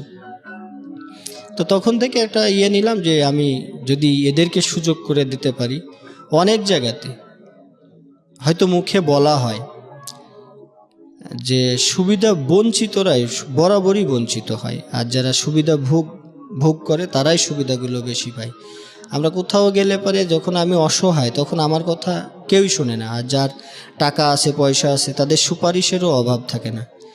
তখন আমি এই যে পথ শিশুদের নিয়ে কাজ করতাম, যে ওদের কিছু খাওয়া, আর ওদের কষ্টটা একটা খাবার দিলে যখন আমি ক্ষুধার্ত ছিলাম তখন যদি কেউ আমাকে একবেলা খাওয়াইছে, মনে হয়েছে পৃথিবীতে ওই আমার সবচাইতে আপনজন। আমি তখন এই পথ শিশুদের নিয়ে যখন আমার কিছু টাকা হয় তখন এই সব টাকা নিয়ে আমি এই পথ শিশুদের জন্য তাদের ড্রেস কিনা বলেন, তাদের খাবার, হয়তো ক্ষুদ্র পরিসরে, হয়তো 20 টাকা 30 টাকা বা 50 টাকার বিস্কিট কিনেই আমার স্কুল শুরু হয়। কত সালে এটা? এটা 2009 সালে। 9 সালে। তো সপ্তাহে একদিন দেওয়ার জন্য চেষ্টা করতাম, তারপরে আস্তে আস্তে দেখলাম যে অনেকে এই কাজটাকে সাধুবাদ জানায়, উৎসাহ দেয়। আর এরকম করতে করতে কিছু বন্ধু বান্ধব, তখন ওই এলাকাতে একটা শুরু করলাম কিছু, এটা তেজকুনি পাড়ার কথা বলতেছি আমি। তো কিছু পোলাপানের সাথেও একটা চলাচল হলো, উঠা বসা হলো, তো অনেকেই আমার সাথে এটা অ্যাড হলো। তো আমার একটা ছিল, যারা মাদক খায় বা ধূমপান করে এই ধরনের, আমরা এইসব ছিল যে আমার এই সংগঠনের সাথে অ্যাড হইতে পারবে যারা ধূমপান না করে, তারা, তাছাড়া আর কেউ এই পড়াশোনার সাথে অ্যাড হইতে পারবে না। তো অনেকে বললো যে আমরা ছিল যে মাদক বিরোধী নিয়ে আমি যে, তো অনেকে বলতো সিগারেট তো ধূমপান, এই মাদকের মধ্যে পড়ে না, তা আমরাও অ্যাড হই। তো ওখানেও কাজ করলাম, কিছুদিন কাজ করার পরেও দেখলাম একটা গ্রুপ তৈরি হয়ে গেল, যারা রাজনীতি করে, তাদের এক ধরনের চিন্তা ভাবনা থাকে, এই ছেলেটা কি করতে চায় বা তার গতিবিধ কি। তো ইন্টারমিডিয়েট যখন শেষ করলাম, শুধু তাই না, শুধু পথ শিশুদেরকে পড়াই নাই আমি, ওই এলাকায় তখন আমি লালন স্যার নামেও খুব বেশি পরিচিত হয়ে গেলাম। কোন এলাকা এটা? এটা তেজকুনি পাড়া, ফার্মগেট তেজকুনি পাড়া। তখন আমার হাতে হলিক্রসের, বটমিলের, বিজ্ঞানের, বয়েজের, ইভেন কি তখনকার সময় এসপি মুরাদ সাহেবের মেয়ে মিরপুর 1-এ, ওনার মেয়েকে পড়াইছি, বুয়েটের মধ্যে অনেক ছেলে মেয়েকে পড়াইছি। আমি এখনও তেজকুনি পাড়াতে লালন স্যার হিসাবেই আমাকে অনেকে চেনে। My goodness. ওই এলাকায় প্রায় আমার 70 থেকে 80টা ছেলে মেয়ে আছে। তা আমার পড়াশোনার হয়তো কি পড়াতেন আপনি? অঙ্ক, ইংরেজি? আমি অঙ্ক, ইংরাজি, অ্যাকাউন্টিং সবই পড়ানোর চেষ্টা করতাম। আর আমার পড়াশোনার সিস্টেমটাই আলাদা ছিল। যেসব ছেলে মেয়ে ম্যাক্সিমাম ফেল করছে, আমার কাছে আসলে পরে ফেল শব্দটা তাদের অজানা, আমি তাদেরকে বুঝিয়ে তারপরে বোঝানোর চেষ্টা করতাম। মানে ওদেরকে আপনি ফার্স্ট আগে বুঝতেন যে ওরা কি চায়, আসলে ওরা কিভাবে চাচ্ছে বা ওর কোন জায়গায় দুর্বলটা। আমি সবসময় এইটা বলতাম যে এই যে ফেজ ইন্ডেক্স অফ মাইন্ড, তাদের অনেক সময় আছে যে রুট লেভেলে যারা থাকে বা একদম নর্মাল ফ্যামিলি, অনেক টিচার আছে যে সে পারে না, কিছুই বোঝাইতে পারে না, অথচ সে মারে। আমি সবসময় যে টিচাররা কোনো স্টুডেন্টকে ধমক দেয় বা মারধর বেশি করে, আমি মনে মনে ক্যালকুলেশন করতাম যে এই টিচারটার ভিতরে দুর্বলতা আছে। একটা ছাত্রছাত্রীকে পড়াইতে হলে ধমক দেওয়া বা মারার কোনো প্রয়োজন পড়ে না। তো ওখানে আমি অনেক ছেলে মেয়েকে পড়াইতাম। তখন মনে হলো যে আমি আলাদা একটা ইয়েতে যাব। তো সব ছেলে মেয়ে তখন ওই গার্ডিয়ানদের কাছে টাকার আমার তখন দরকার ছিল। অনেক জায়গায় পড়াইতাম, ছেলে মেয়ের সব মানে ফ্রি করতে করতে টোটালটা একটা প্রচার হয়ে গেল যে লালন স্যার তো ফ্রিই পড়ায়। অথচ দেখা যাচ্ছে আমি হোস্টেল ভাড়া দিতে পারি না, খাবার টাকাও নাই। তো একটা যন্ত্রণা। তখন আমি একটা স্টার কোচিং সেন্টার নামে আমার ওই যে রুমটাতে ছিলাম, এখন ওই যে রুমের একটা যন্ত্রণা ছিল দেখে তখন আমি একটা রুম নিয়ে ওই এলাকাতে থাকি। ওই রুমের মধ্যে এই সারাদিন আমার ছেলে মেয়ে লেখাপড়া বা সবাই রাত্র 10টা 11টা 12টা পর্যন্ত আমার কাছে ছেলে মেয়ে পড়তে আসতো। তাই এরকম করতে করতে তো আমি তখন নাম দিলাম স্টার কোচিং সেন্টার। তা যাই হোক, তখন আমি একটা ভালোই টিচার হিসাবে, কিন্তু 2-3 মাস 4 মাস যাওয়ার পরে ওই বাসা ভাড়া দেওয়ার আর সুযোগ আমার নাই, টাকা পয়সাও নাই, কারণ সবাই পড়ে যায়, আমার কাছে কেউ টাকা দেয় না। স্যার হিসাবে তখন কারো কাছে আমি টাকা চাইতেও পারি না। কিন্তু আমার 70-80 জন স্টুডেন্ট, সব ভালো ভালো ফ্যামিলির ছেলে মেয়েও পড়ে। কিন্তু তখন এখন অফিস যেটা নিয়েছি সেটা তো আমার ভাড়া দিতে হবে, ভাড়া না দিলে তো আর আমি ওখানে থাকতে পারতেছি না।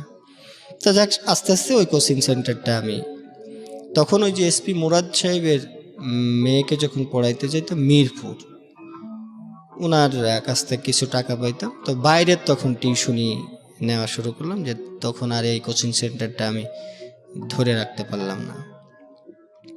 এরপরেই আমার হলো এইবার ভর্তি হতে হবে আমার অনার্স। এখান থেকে তো টাকা পাচ্ছি না, আবার অনার্সে ভর্তি হতে হবে।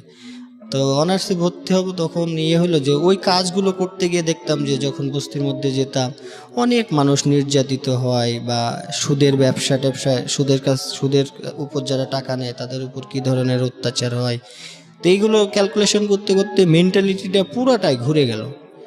তো তখন আমার চিন্তা ভাবনা হলো যে না, আমি যদি এদের পাশে যদি আমি দাঁড়াইতে পারতাম তাইলে মনে হয়, তখন ছোটোবেলায় স্বপ্ন ছিল ডাক্তার হব, যে মানুষকে সেবা করব।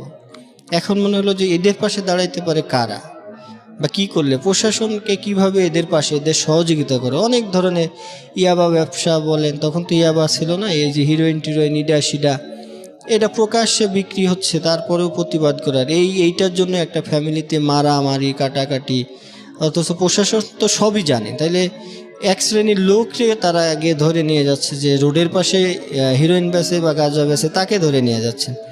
যে হিরোইন বা গাঁজাটা এই সমাজে সাপ্লাই দিচ্ছে তাকে কিন্তু ধরে না, তার সাথেই দেখবেন যে প্রশাসনের বা সমাজের ঊর্ধ্বতন ব্যক্তিদের উঠা বসা, কারণ টাকার কাছে মানে সবাই কিন্তু নত হয়ে গেছে। তো তখন হলো আমি এই কার্যক্রমটা আস্তে আস্তেভাবে চালাইতে থাকি, পথ শিশুদের নিয়ে কাজ করি। তখন তেজকুনিপাড়ায় একটা স্কুল ইস্টাবলিশ করে ফেললাম এরকম টিন শেড দিয়ে। সেই স্কুলটাও কিছুদিন পরে ওই জায়গায় যারা ব্যবসা ট্যাবসা করে বা ইয়াবা ব্যবসা ট্যাবসা, তখন তো মানে কথা কি মাদক ব্যবসা যারা করে তারা ওই জায়গাটা দখল করে নিল। তো তখন আমার আবার একটা শত্রু তৈরি হয়ে গেল। শত্রু কী টাইপের? তো 70-80 জন যখন ছেলে মেয়ে আমি পড়াইতাম, তো তখন তো উঠতি বয়সের মেয়েরা আমার কাছে পড়তো। তো এখানে কেউ ওই মেয়েদের হয়তো একটা রিলেশন থাকে, প্রেম থাকে, বা এইসব কারণে যদি আমি ওইসব বকাঝকা করছি বা মারছি, তো এইটার কারণেও কিন্তু আমার ওই এলাকাতে অনেক অপমান অপদস্থ হয়েছে। ওই যে কোনো একটা ফল পায়ে পায়ে করে যে আপনার পড়ানোর কাজ পড়াইবেন, ওই যে ওরা যে লেভেলে বয়সে ছেলেমেয়েরা প্রেম করে, ওদের বয়ফ্রেন্ড যারা থাকে আর কি, বা তাদের বড় ভাই যারা আছে, কারণ ওই তেজকুনিপাড়ার জায়গাটা ছিল কিন্তু খুবই, এখনও পর্যন্ত ওই জায়গাটা মানে ওই ধরনের না। এটা 500-1000 টাকায় ওই সব সাইডে মানুষকে মানে মেরে ফেলতেও দ্বিধাবোধ করবে না। তো যে আমার একটা ছিল, ওই মেয়েটা হলো গার্মেন্টসে জব করতো আর কি। তো আমার সাথে যখন তার পরিচয় হয়, তখন সে ক্লাস 3 পর্যন্ত পড়ার পরে অল্প বয়সে তার বিয়ে টিয়ে হয়ে যায়। তো তাকে আমি, যে আমার সাথে এই কাজ করলে তাকে আমি 800 টাকা বেতন দিলাম, যে তুমি কাজ করো, গার্মেন্টস ছেড়ে দাও, তোমাকেও আমি পড়ালেখা করাবো, আর যদি তুমি আমার সাথে থাকো হয়তো তোমার পড়ালেখা হবে, এই যে মানুষগুলো শিখবে। তো তাকে আমি প্রতিদিন পড়াইতাম, পড়ানোর পরে ওকে 800 টাকা বেতন দিল। ওই মেয়েটাও অনেক বেশি পরিশ্রম করছে আমার কাজের সাথে, ছেলে মেয়েদেরকে পড়ানো। তো তখন আমরা চিন্তা করলাম যে আমাদের তো কোনো সোর্স অফ ইনকাম নাই, তাহলে আমরা কিভাবে এটা করা যায়। তো তখন আমি ওই মেডিকেলের blood test, diabetes test, pressure, এইগুলো একদিন জিয়া উদ্যানে গেছি, তখন দেখি যে এগুলো করে এই যে জিয়া উদ্যান। তো আমি তখন আমার লক্ষ্য ছিল যে না, এরা তো করতেছে, এটা কী হিসাবে করে। তো ওখানে গিয়ে আমি কয়েকদিন ঘোরাঘুরি করে নিজেই তাদের টেস্টগুলো দেখার চেষ্টা করতাম। তো একদিন এগুলো সবই শেখা হলো। শেখার পরে এগুলো কোথায় পাবো, কিভাবে পাবো, ওই মেয়েটাকে নিয়ে আমি বললাম যে এইগুলো নিয়ে যদি আমরা জিয়া উদ্যানে কাজ করি তাহলে তো আমরা কিছু আয় করতে পারবো সেইটা দিয়ে। তো যাক, ওই মেয়েটার সাথে সর্বশেষ আমার সম্পর্কটা যখন সে মনে হয় এবার ইন্টার পাস করছে, আমি তার হাতে করে অনেকেরই, আমি ওই লেভেলেও যারা ছিল তাদের, এরকম সমাজে অনেকেই আছে যাদেরকে আমি উন্মুক্ত হতে নিজের টাকা দিয়েও ভর্তি করে দিয়েছি, পড়াইছি। হয়তো একটা আপনি হলো একটা সমাজের মধ্যে যখন একটা মেয়েকে সাপোর্ট দিতে যাবেন, এটার কিন্তু বড় ধরনের একটা ইফেক্ট আপনার ঘাড়ের উপর পড়ে যায়, যে ওর কি লাভ, ওর কি স্বার্থ। তো ওই মেয়েটার সাথে, ওই মেয়েটাকে সব তখন বলেছিলাম যে কখনোই একটা জিনিস, আমার সাথে মিথ্যা বলবা না, আর যদি তুমি করতে চাও তাহলে কখনো যেহেতু প্রেমটা করো না, তাইলে হয়তো আমাদের এই কাজের উপরে বড় ধরনের ইফেক্ট পড়বে। তো মেয়েটা যখন লেখাপড়া ম্যাট্রিকটা পাশ করলো, তখন তার চাহিদাটা সে আর নিজেকে আর কি কন্ট্রোল করতে পারল না। তোর কারণে কিন্তু আমি ওই জায়গাতে প্রচুর মার খাইছি। মানে ও আপনাকে লাভ করতো? না, ও আমাকে লাভ করতো না, ও একটা ছেলের সাথে প্রেম করতো। তো বাড়িওয়ালা যে ছিল সে আমার কাছে অভিযোগ দিছে যে এরকম আপনার ওই মেয়েটা কিন্তু প্রেম করে, এরকম একটা ছেলে কিন্তু তার। তো আমি বললাম যে না, ওর হয়তো এরকম কেউ হবে। তো এইটার পরে সে বললো আমার সাথে একটা মোটামুটি রাগারাগি। তো একদিন গেছি, গিয়ে আমি বিচার করতে গিয়ে, যেহেতু ওখানে তখন ছাড় ছিলাম, আমার কথার একটা মূল্যায়ন ছিল। বিচার করতে গিয়ে ওই যে আমার কিছু ছাত্রীদের হয়তো বয়ফ্রেন্ডরা ওখানে ছিল, বিচারটা পুরা আমার প্রতি মনে করেন যে বেশ, যে আপনার কি, তখন আমার ওখানে অনেক মারধর আমি খাইছি ওই মেয়েটার। তো তারপরে ওইসব কারো প্রতি আমার কিন্তু কোনো ক্ষোভ নাই। যে তখন ওই মেয়েটাকে বলে আসলাম যে দেখো, তুমি হয়তো একটা জীবনে শিক্ষা দিলা, এটাও আমার একটা শিক্ষা, এটা আমি অর্জন করে গেলাম। এই এলাকাতে হয়তো এখন আমার একটা দুর্নাম হয়ে যাবে, তবে সম্মান যদি আল্লাহ দেয় বা আমার চেষ্টা থাকে, তাহলে এগুলো আবার আমার রিকভারি হয়ে যায়। তো তখন আমি ওই এলাকাটা অনেক দিন আমি তখন ওই যে উদ্যানে মেডিকেলের সার্ভিসটা করি, আর এদিকে একটা স্টুডিওতে ওই আবার আগের জীবনে ফেরত গেলাম যে এইসব পড়ালেখা বন্ধ, ছেলে মেয়েকে আর পড়াবো না। তখন ওই সকালবেলা মেডিকেলে কাজ করাইতাম আর টাইপের কাজ প্র্যাকটিস করলাম। তখন টাইপ, কম্পিউটার টাইপ। যেহেতু আমাদের সময়গুলো একেবারে শেষের দিকে চলে আসছে, আমি কিছু জিনিস এখানে একটু সাম আপ করতে চাই প্রিয় শ্রোতা। যে আমি বলেছিলাম যে এই ভদ্রলোক এখন কোথায় আছে আপনাদেরকে একটু জানানোর জন্য। ওনার লাইফের যে স্ট্রাগল, সে স্ট্রাগলের স্প্যানটা আপনারা দেখেছেন, এবং সেটা 2 ঘন্টায় নট পসিবল, আসলে অত ইন ডিটেলে যাওয়া পসিবল না। তারপরেও আমাদের সর্বোচ্চ চেষ্টা ছিল বোঝানোর জন্য। The most important thing is that উনি অনার্স করেছেন, উনি মাস্টার্স করেছেন, এবং শুধু অনার্স মাস্টার্স করেননি, উনি ঢাকা বিশ্ববিদ্যালয় থেকে একটা পার্টিকুলার সাবজেক্টে উনি মাস্টার্স করেছেন। আপনি অনার্স মাস্টার্স করেছেন ওয়ার্ল্ড ইউনিভার্সিটি থেকে, রাইট? কোন সাবজেক্টে? অ্যাকাউন্টিংয়ে, এলএলবি। উনি লতে হচ্ছেন অনার্স মাস্টার্স করা, এলএলবিতে। এবং মাস্টার্স করার পর আপনি ঢাকা বিশ্ববিদ্যালয়ে কিসে পড়েছেন? আমি ওখানে ওই ভিকটিমোলজি অ্যান্ড রেস্টোরেটিভ জাস্টিসের উপরে মাস্টার্স করেছেন। ভিকটিমদের নিয়ে কাজ করতে পারি, এই ধরনের রিলেটেড সাবজেক্ট। এক্স্যাক্টলি। এবং উনি নিজে যেভাবে ভিকটিম হয়েছেন, ওনার সবচেয়ে বড় সাফল্যের জায়গা হচ্ছে উনি বাংলাদেশে যারা এরকম শিশু আছেন, পথ শিশু থেকে শুরু করে যারা এরকম ভিকটিম আছেন, তাদেরকে নিয়ে উনি 9 বছর যাবৎ কাজ করছেন। এবং সেই কাজের রেজাল্টটা কি দাঁড়িয়েছে আপনাদেরকে একটু ছোট করে ওনার মুখ থেকে শোনাই। আপনার সংগঠন বা ইন ডিটেল যদি এখন বলেন যে আপনি কি সার্ভিসটা দেন আসলে। আমি এখন হলো 1 টাকার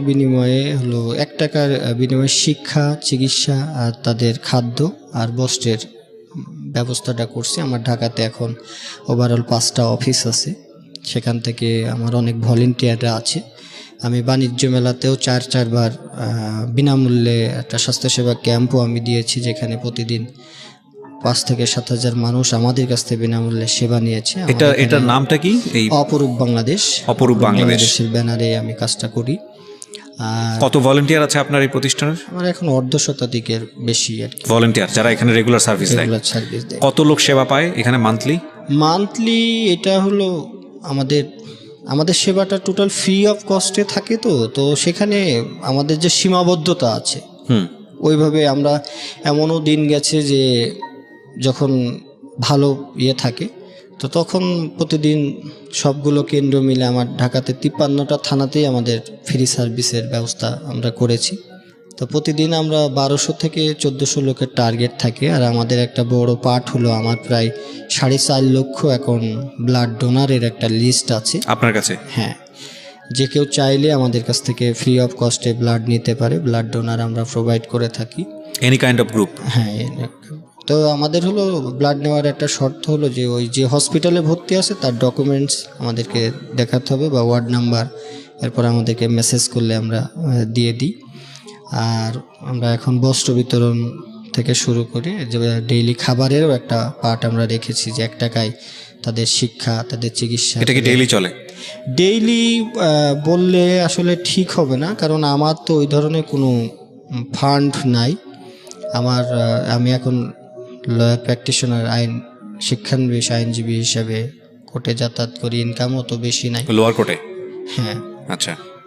তো সেখান থেকে যা আয় আসে, আর আমরা ওই যে সেবাগুলো দিতে গেলে আমরা কিছু অনুদান পাই।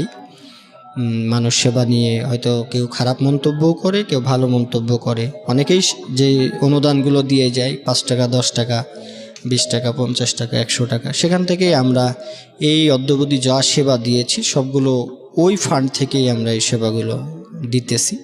তো এই জন্য আমি বলি যে সেবামূলক কাজ করার জন্য আসলে অর্থের দরকার নাই, প্রত্যেকটা মানুষেরই সহযোগিতা এখানে থাকে। ফার্স্ট আমরা হসপিটালগুলো, আমাদের যারা ক্লিনিকগুলো আছে এরা মূলত আমাদেরকে বেশি এন্ট্রি থাকে, কারণ আমরা যখন ফ্রি সেবাগুলো দিতে যাই তারা বাধাগ্রস্ত করে। অনেক জায়গায় ক্যাম্প দিলে আমাদেরকে বসতে দেওয়া হয় নাই। আমি এবারও একটা ওই যে বঙ্গবন্ধু নগর সেবা কেন্দ্র নামে একটা অনুমোদনের জন্য ঢাকার বিভিন্ন জায়গাতে যে ফ্রি ক্যাম্প বসানোর জন্য 1 টাকায় সেবা, যেখানে মানুষ রেগুলার গিয়ে সেবাটা নিতে পারবে, এই ধরনের একটা অনুমোদনের জন্য প্রায় 6-7 মাস ধরে বিভিন্ন সিটি কর্পোরেশনের থেকে আমি চেষ্টা করতেছি, কিন্তু এখনও পাই নাই, দিচ্ছে না তারা বিভিন্ন অজুহাতে। কেন দিচ্ছে না, কী কারণে দিচ্ছে না আসলে জানি না। তো ঢাকা ডিএমপির থেকে আমার কাজ করার জন্য পারমিশন নেওয়া আছে। অনেক সময় ছেলে মেয়ে মেডিকেলে গেলে অনেকে প্রশ্ন করে যে মেডিকেল স্টুডেন্ট কিনা। আমরা যে ধরনের সার্ভিসগুলো দিই সব তো মেডিকেল স্টুডেন্ট দিয়ে আসলে কাজগুলো করানো যায় না। এটা আমরা সেবামূলক কাজের জন্য পাঠাইছি, এখানে মেডিকেলের একটা জটিলতা, বড় বড় প্রতিষ্ঠানের কাছে আমাদের পরাজিত হতে হয়। তারপরেও এখনও হাল ছাড়ি নেয়। আমাদের সব ভলেন্টিয়ার যারা আছে তারা খুব স্মুথলি কাজ করতেছে ঢাকার বিভিন্ন জায়গাতে। আমরা প্রতিদিন খাবার দেওয়ার জন্য চেষ্টা করতেছি, বস্ত্র দেওয়ার জন্য চেষ্টা করি। তো খাবারটা দিলে পরে কি হয় যে ওই যারা কাজ করে তারা আসলে ওই যে আমি জানি তো যে পেটের ক্ষুধা না মিটিয়ে কেউ শিক্ষা নিতে চায় না। এই জন্য আমি খাবারটা দিয়ে বলি যে 1 ঘন্টা পড়াশোনা করলে পরে আমরা খাবারটা দিব, যারা না পড়বে তাদেরকে খাবারটা দিব না। তো আমি যখন কষ্ট করছি খাবারের, তখন আমি বুঝছি যে খাবারটা দিলে পারে সে যে কোনো শর্ত মেনে নিতে রাজি। কারণ যারা পথে থাকে বা পথ শিশু যারা, তারা মূলত খাবারটাকে বেশি প্রাধান্য দেয়, বস্ত্রটাকেও তারা এত বেশি গুরুত্ব দেয় না, শিক্ষাটাকেও তারা এত বেশি গুরুত্ব দেয় না। আমি তাদের ভিতরে একটা জনসচেতনতা তৈরির জন্য মূলত এই শিক্ষা এবং খাবারের ব্যবস্থাটা করার চেষ্টা করতেছি। ফাইন, আপনাকে আসলে কি প্রশ্ন করবো সে প্রশ্ন খুঁজে পাচ্ছি না, টু বি অনেস্ট। কারণ আপনাকে যত প্রশ্নই করব আমি জানি যে সেই প্রশ্নগুলোর করে আপনার যে গল্পটা, মানে এটা আসলে একটা সাগরের মধ্যে ছোট্ট একটা বালিগণার মতো হলো আজকে। এবং একদিনের গল্পই তো আসলে ঘন্টাখানেক পার হয়ে যাওয়ার কথা, যে কষ্ট আপনি জীবনে করেছেন।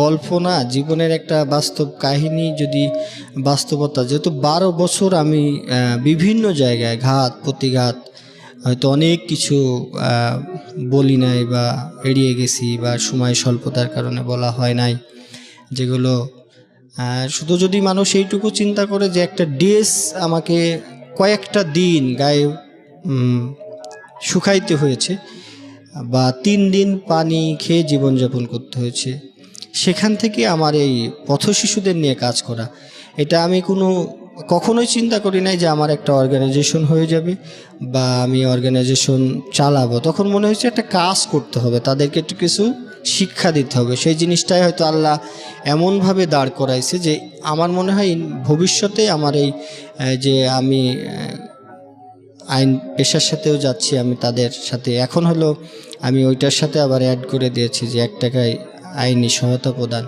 তো গরিব মানুষের পাশে থেকে তাদের সত্যতা বা তাদের ন্যায্য অধিকারটা প্রতিষ্ঠা করার লক্ষ্যে আমি মূলত এখন আমি প্রতিবাহিত। আচ্ছা, আমি একটু জানতে চাই যে অপরূপ বাংলাদেশ কেউ যদি ব্যক্তিগতভাবে হেল্প করতে চায়, আমি যত জানি এটা গভর্নমেন্ট রেজিস্টার একটা এনজিও এখন রাইট নাও, নাকি ফাউন্ডেশন? এটা ফাউন্ডেশন, গভর্নমেন্ট রেজিস্ট্রেশন করা আছে, কিন্তু আমি গভর্নমেন্ট থেকে কোনো ধরনের সহযোগিতা না, সেটা অনেকেই পায় না। কিন্তু আমি জানতে চাচ্ছি যে যেহেতু এটা রেজিস্টার্ড, সো কেউ যদি এখানে কোনো হেল্প করতে চায় ব্যক্তিগতভাবে বা কোনো জায়গা থেকে যদি কোনো সংস্থা থেকে হেল্প করতে চায়, তারা যোগাযোগ করবে কোথায়? আমাদের যোগাযোগের ঠিকানা হলো অপরূপ বাংলাদেশ, 4/A ইন্দিরা রোড, মাহবুব প্লাজা, 6ষ্ঠ তলা, ফার্মগেট, ঢাকা। প্রিয় শ্রোতা, আমাদের চ্যানেলটি ইউটিউবে থাকবে, এখান থেকে আপনারা ঠিকানা দরকার হলে আবারও শুনতে পাবেন। আমাদের ইউটিউবের ঠিকানা হচ্ছে www.youtube.com/ DFM904। আমি আবারও বলছি www.youtube.com/DFM904। আমি আবারও আপনাকে রিকোয়েস্ট করবো ঠিকানাটা বলার জন্য। আমাদের সাথে যোগাযোগ করার ঠিকানা হলো 4/A ইন্দিরা রোড, মাহবুব প্লাজা, ফার্ম গেট, 6ষ্ঠ তলা, ঢাকা। জি, ওখানে গিয়ে যোগাযোগ করতে পারি। আপনাদের অফিসে কোনো নাম্বার দিতে চান?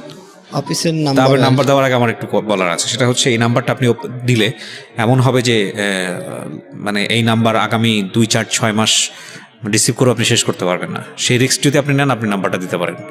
যাতে এই ধরনের মন মানসিকতা যদি থাকে, তবে তার আগে আমার কোনো ব্যক্তি বা প্রতিষ্ঠানের সহযোগিতা করার একটা শর্ত হলো, কোনো রকম তাদের ব্যক্তি স্বার্থ বা রাজনীতিক কোনো বিষয় হাসিল করার জন্য যদি কেউ সহযোগিতা করতে চায়, তাইলে আমি এই ধরনের সহযোগিতা নিব না, অদ্যাবধি নিই নাই। আমি কাজ করতে গিয়ে দেখেছি যারা কিছু সহযোগিতা করতে চায় তাদের পিছনে অনেক বড় উদ্দেশ্য থাকে। মানে উদ্দেশ্যবিহীনভাবে যদি হ্যাঁ, আসে এখানে, উদ্দেশ্যবিহীনভাবে যদি পথ শিশুদেরকেই সেবা করার উদ্দেশ্য থাকে, তাইলেই যাতে তারা আসে। অনেকে কি করে যে তার ব্যানারটা ইউজ করে তাকে একটা হাইলাইট করে যে আমরা তাকে সে এই কাজটা করতেছে, দুদিন পরে তার পিছনে অনেক বড় উদ্দেশ্য থাকে যে কেউ যদি ভলেন্টিয়ারি করতে আসে এখানে, যদি ভলেন্টিয়ারি করতে থাকলে কোনো সমস্যা নেই। সেক্ষেত্রে অর্থ ছাড়া বা অর্থ দিয়েও আমাদেরকে সহযোগিতা করতে পারবে, আমাদের কাজের সাথে সম্পৃক্ত হতে পারবে। তো যদি আমি এইটুকু সবার কাছে অনুরোধ করব যে পথ শিশুদেরকে নিয়ে যাতে কেউ মানে তার ব্যক্তি স্বার্থ উদ্ধার না করে, চর্চা করার জন্য না আসে। মানুষ খুব বেশি দিন বাঁচবে না, মানুষ তার কর্মের মাঝে বেঁচে থাকে। মানুষ এইটা আমি সবার কাছে প্রত্যাশা করব, যাতে তার কর্মগুলো ভালো হোক। আমি কয় বছর বাঁচবো, দেখতে দেখতে আমার 30 বছর আমি পা দিয়ে ফেলছি, হয়তো আর 20 বছর আল্লাহ হায়াত দেবে। তা আমি যদি মানুষের জন্য কিছু করে যেতে পারি, সেইটা হয়তো সারা জীবন যারা আজকে সমাজে তাদের স্মৃতি রেখে গেছে, মাদার তেরেসা বা অন্যান্য যারা আছে, তারা তাদের কর্মের মাঝে বেঁচে রয়েছে, অর্থ ধন সম্পদের মাঝে হয়তো কেউই বেঁচে নাই। তো আমি যারা আপনাদের মাধ্যমে যদি আমাদের সাথে কেউ যোগাযোগ করতে চায় বা সহযোগিতা করতে চায়, একদম নিঃস্বার্থ থাকতে হবে, অন্তরের অন্তঃস্থল থেকে থাকতে হবে। আমি যখন ছোট ছিলাম সেইভাবে আমি আজকে এই প্রতিষ্ঠান, আমার ঢাকাতে সাত প্রায় 4-5টা অফিস রয়েছে। তা আল্লাহ কীভাবে আমাকে এটা দিয়েছে বা আমি এগুলো জানি না, হয়তো আপনাদের দোয়া থাকলে আমি 2 দিন পরে আরও ভালো একটা জায়গায়, যদি আমার লয়ের পার্টটা টোটাল কমপ্লিট হয়ে যায়, আমি অলরেডি রিটেন আমার শেষ হয়ে গেছে, ঈদের পরেই ভাইবা, তো তখন আমি একজন আইনজীবী হিসাবেই পরিচিতি পেয়ে যাব। এইটা আমার সবচাইতে বড় প্রাপ্তি। আর আমার উদ্দেশ্য হলো আইন পেশা থেকে যত টাকা আমার আসবে, গরিবের জন্য এই 1 টাকা সেবার মধ্যেই আমি আমার বাকি জীবনটা কাটিয়ে দিব। আর সমাজে আমার আপন বলতে সবাই যারা সুবিধা বঞ্চিত তারাই আমার আপন। এখন পরিবার বলেন, পরিজন বলেন, কারোর প্রতি আমার ভিন্ন কোনো রকম মায়া দেওয়া নাই। সবার প্রতি যে মায়াটা আছে, আমার বাবা মা বলেন, ভাই বোন বলেন, এদের প্রতিও যে ধরনের মায়া আছে, আমার পথ শিশুদের জন্য আমার সেই ধরনের মায়া আছে। কারণ আমার শৈশবের যে কষ্টটা ছিল আমি তাদের সাথে কাটিয়েছি, তাদের জীবনযাপনের সাথে আমি নিজেকে মানিয়ে নিয়েছি। আমার একটা পরিবারে থাকলে আমার কী ধরনের সুযোগ সুবিধা পেতাম আমি জানি না। আমার মনে হয়েছে এই পথ শিশুদের মাঝেই ওরাই আমার পরিবার, ওরা আমার